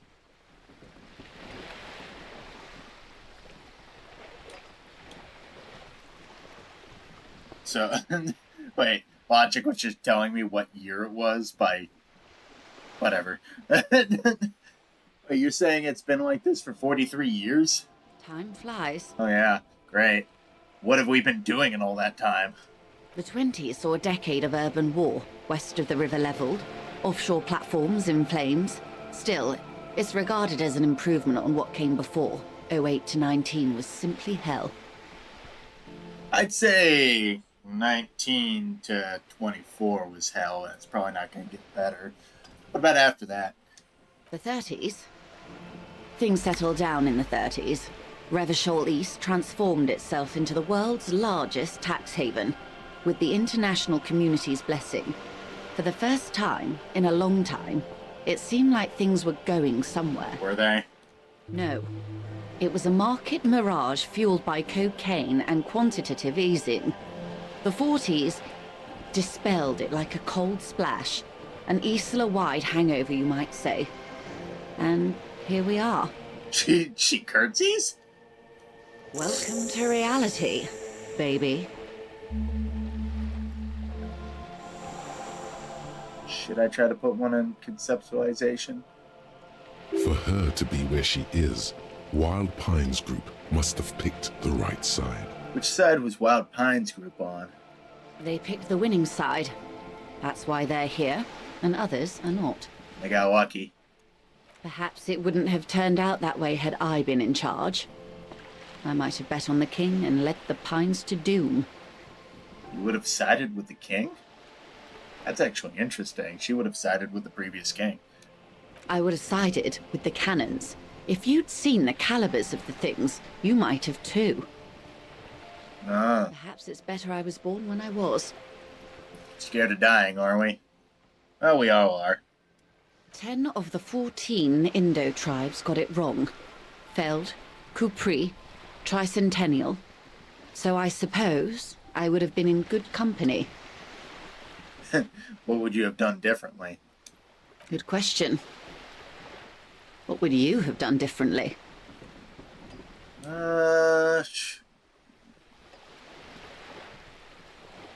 Sought medical solution. Sounds like Seraph drove these people mad. Oh, killed more 400 million if that's what it took. Would have positioned myself very precisely. I would have made out with the mineral right. I don't know what I would have done. You know what? No, I've gotten my brains picked enough. What about you? Who are you in all this? And I asked you, past-less detective of the Citizens Militia, what insight has acute encephalopathy given to you? See your game. I see your gambit. Medical solution. Gilmore's definitely out.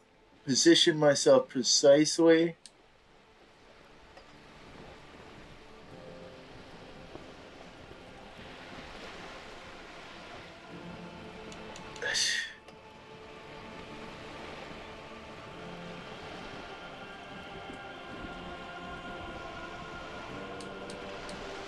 It's either gonna be 2 or 5.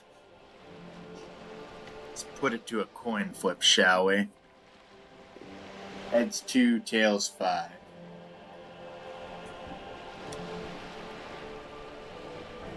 Tails it is. And you would have died, most likely. Not far from here. Maybe even right here, during the beachhead, defending the coast the day the Coalition took the city. It's a bit extreme. The cold runs down your spine. She gestures toward the waters.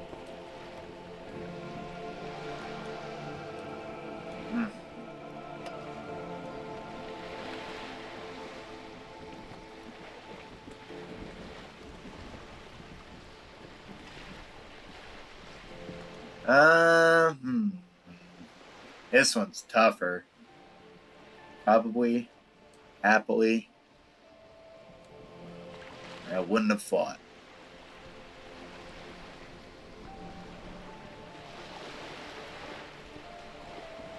Probably. When you're conscripted, you really don't have a choice. The wind stops. There is silence on the dark water of the Martinez Inlet. A dog barks. A gunshot echoes off the walls of some distant building. No, almost certainly. The Commune would have forced you. Such was the fate of the undecided. Yeah, exactly what I probably figured. It's enough about the time. They are what they are. Who knows? An afterbloom may yet come. Times have a way of changing. Anyway, Enough sentimentality. Is there anything else you want to know? Not so fast. Who is she in all this? Ask her who she is. She owes you an answer. I want to know what you are. She won't maneuver her way out of this one. Who are you? I am the vilest of the vile. A traitor. A devourer of nations and infants. I am an ultra. Dios mío, a liberal!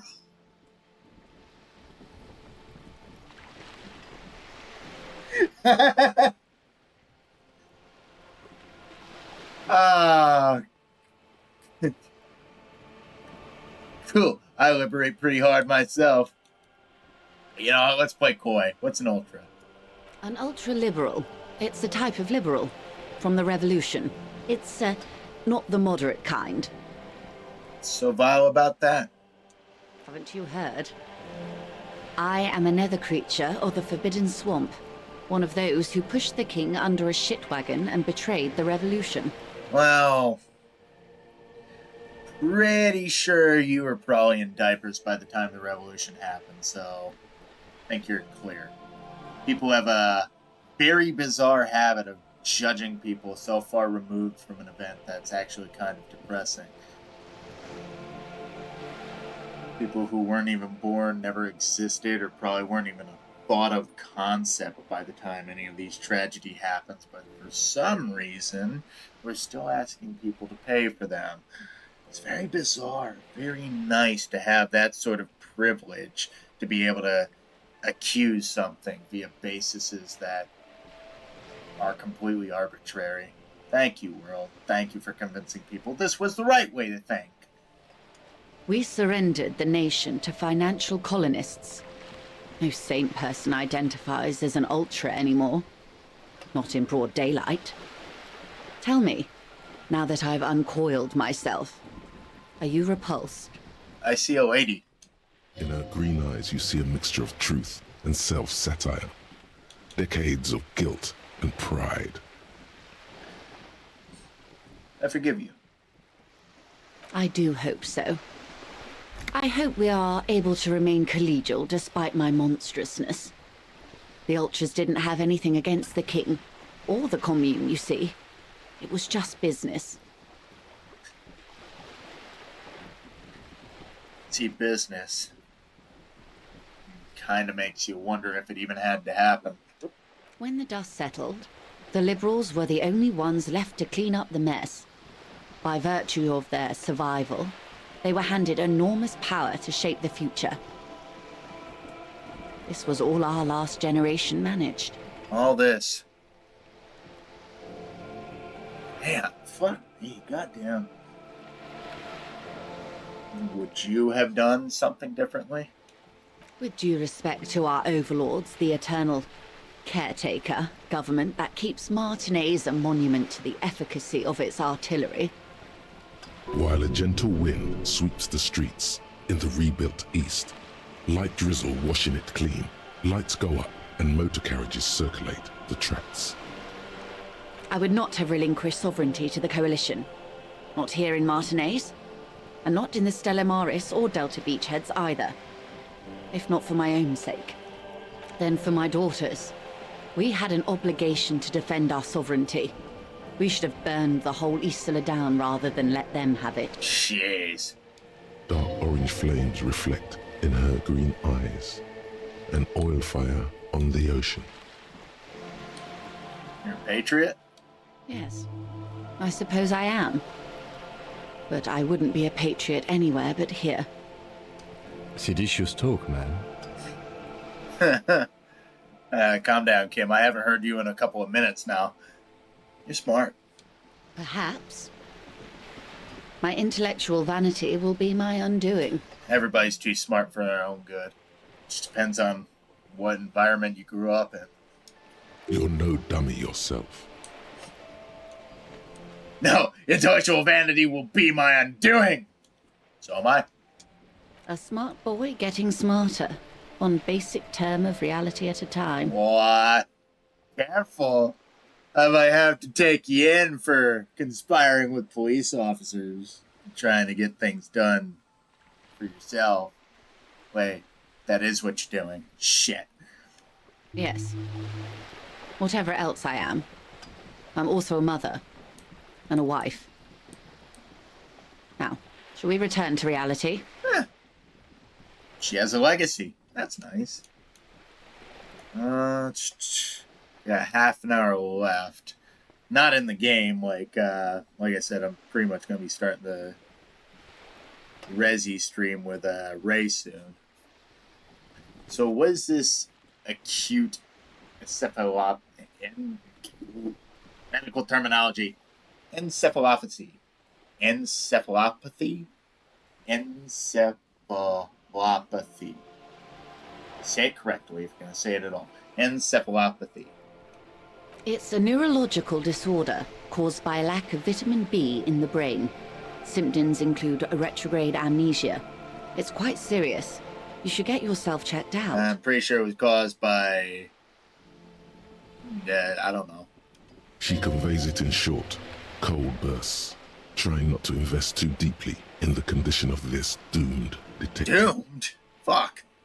In case he goes down later, souring the entire portfolio.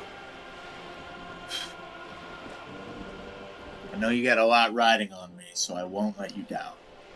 It's not just me, Detective. All of Martinez has placed its chips on your success. I pray we've all bet wisely. So what causes encephalopathy? Well, it's either bariatric surgery or long-term alcohol use. It's probably from surgery. Definitely the drinking. She nods slowly. What was the RCM again? Nothing more nor less than the de facto law enforcement body of post-revolutionary Revachol, Detective. Yes, we are the Revachol Citizens Militia. He's being sarcastic. Oh, are we? We are. You said de facto. Yes, that means not de jure.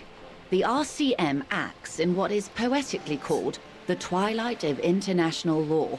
Both the... Okay. Permit me to conclude with this.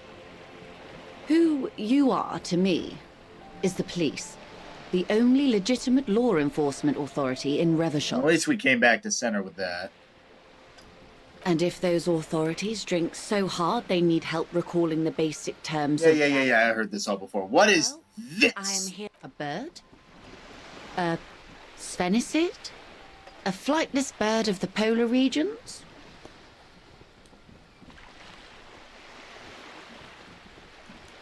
Keep guessing. Some sort of krill hunter? No, wait. You're an ancient ruin. A symbol of hubris and decay. Half submerged in some salty sea. Are you saying that I'm ruined? Of course you're not, my dear. I'm just terrible at guessing games. I meant, what is this place here? Ah. This is the pier of Rue de Saint-Ghislaine, 33A, where the tenants have been kind enough to rent me a slot. Nice. Or two. Yeah, I'm sure you could have fit 2 boats on this dock, but probably best not. What is Rue Gislaine? So, what is Rue de Saint-Ghislaine 33A? A pre-revolutionary tenement. Old buildings are called tenements, you see. And new buildings, bâtiments. After les bâtiments nouveaux. But 33A and 33B are not nouveaux. They're old. She looks up at the crumbling facade. This one used to be 8 to 10 stories tall. A real high-rise by the standards of the last century. Built to mirror the skyscrapers across the bay in the Delta. That was before the war, of course. Who lived in them? Mostly the urban middle class, I believe. This was once primo real estate, before the cannons lopped 4 or 5 stories off. Splat, splat. Hey, bitch, I heard you. Oh, that's a big skull. That's a nice big skull. From a dilapidated balcony, Cindy the Skull gives Joyce the evil eye, her red paintbrush held to her throat. Nice. You could be wrong, but from here it appears as if she's running the brush across her throat in a soaring motion. I'm sure she is. Wonderful. Yeah? You saw that too, huh? What is that? That fucking bitch up on the balcony. The girl in the old lady rags. No, I meant something basic about reality. No. Yes. Looks like a sullen and rebellious member of a teen infraculture. Infraculture. Yes. You and I belong to the supraculture. We're common, the herd. The music on the radio, the food in the chain restaurant, those are all too popular for the girl in the old lady rag. Oh, God, a hipster. Hipsters? I don't want to deal with those. They're just as bad as the commies and the liberals. No offense. She prefers a fantasy world, an infraculture with its own dress code and vernacular. It is an illusion, I'm afraid. There is no refuge from the supraculture. Okay, now explain the same thing but to a child. That was very concise, Harry. But I don't want to end the dialogue tree. Let's go. Young people who dye their hair funny colors and wear old people's clothes are stupid, and their little rebellion is self-defeating.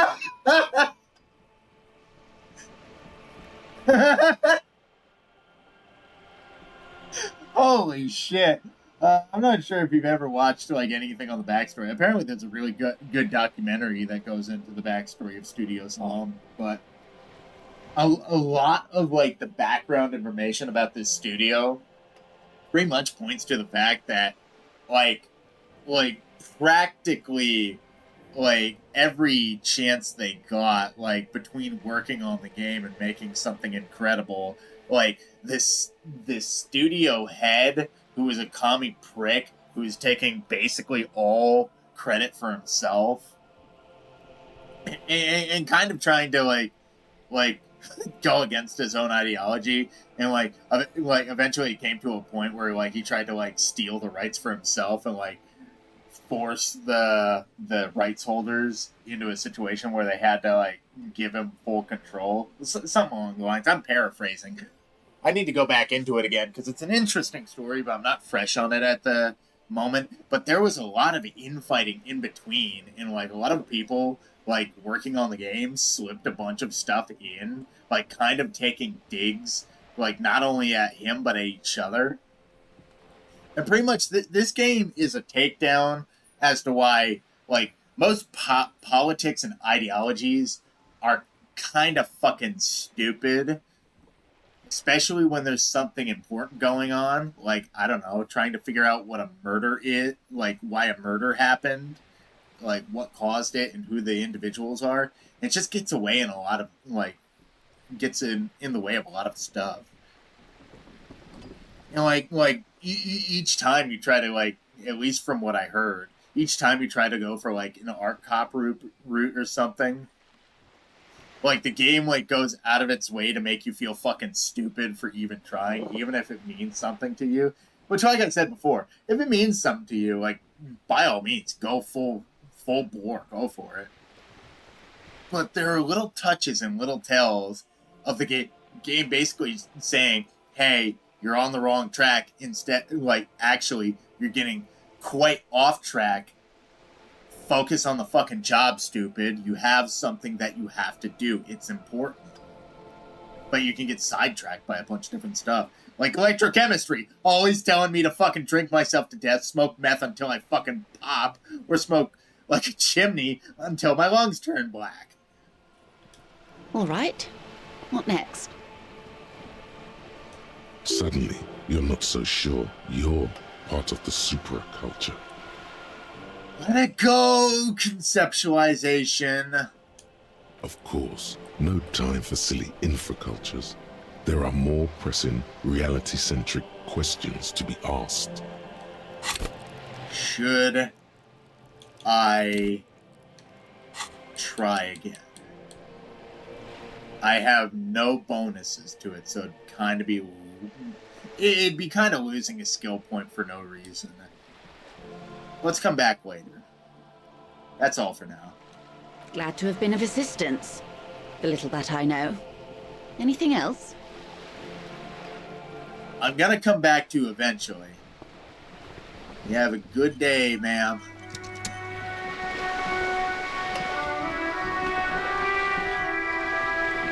I thought she was holding her stomach for a sec. I thought she was about to puke. Alright. Well, folks. Like I said... Oh, sorry. Sorry, Kim. I'm pretty much going to cut it off for right now. I'm going to start up the Resi 6 stream with Ray. That'll be posted to the channel as well. But in the meantime, yeah, this has been fun. Another 3.5 hour stream. Done. Gone. Dusted. Thank you for everybody who's been watching on YouTube. Like, I've gotten 75 views on the first video and closing in on, I think, 40 for the third. And like I said, I'm really happy that a couple of people came to chat in the last stream. That was really crazy cool. I actually really enjoyed that. So anybody who wants to stop by, my schedule is not a schedule. I kind of just drop the hat and stream whenever I want, because unfortunately between work and between like being able to play games and being able to stream, it's all three separate things. Mash that up with trying to hang out with my buddy Jack and hang out with Ray. And my dad and like my folks. Time's so fucking limited. It sucks. But you know, you get on with it, you do what you have to do, you make the next paycheck, and you go further on. I just hope in the coming days, I hope the world just gets a lot less crazy and people understand that not every individual is telling you the truth, at least not the full truth, or has your best interest at heart. But not every individual who you have, like, a sort of discrepancy with, or a clash of ideologies, not every person like that is an absolute, like, shitty person who wants to become the next Hitler. Like, we're all just fucking people, man. And whenever you see a zealot, you'll know it by the time you see it. You just gotta realize that they are that before you get swept up in the whole... I don't fucking know. The feeling of finally having something to fight for, I guess you could call it. Ideology is a weird thing, but at the end of the day, I've accepted to myself, basically, politics is kind of meaningless to me at this point, but ideas and people are always changing. So we have equal amounts of the capability of getting worse, but also equal possibility of getting better. It just depends. People have to wisen up and like actually become individuals again instead of this cabal of people voting one way or the other. When something is obviously fucking bad, you should be able to see that something is obviously fucking bad. But then again, in this information controlled world, it's hard to actually see that bad information. It's hard to see any information, actually. Everything's so curated. You can't find a definite swing one way or the other unless you actually go to a go to a website that says the talking points you have. But then again, you might find yourself on the front board of Stormfront going fucking crazy, or you might be making Empress Girl Squad. But hey, at the end of the day, be good to other people around you. It's all you can be. If they want to be shitty to you, that's their prerogative. But don't be a pussy and roll over whenever something happens. If you gotta fight, you gotta fight. It doesn't make you less of a person. It doesn't make you less of a man, less of a woman, less of anything. Just make sure it means something to you. Because doing stuff willy-nilly, that leaves you empty and that drives you crazy. But then again, enough of this soliloquy. I'm 5 beers in. I gotta stream. I gotta stream at 7:30. Let's see how it goes. But anyway, thank you for joining me. I'm not any concern or harm for myself. Like I said, I plan to make it. Who knows? Maybe I will. Maybe I won't. It'll be a journey all the same. Destination's good and all, but I want to look back and see the road I traveled with. Much like Harry here. Much like Kim.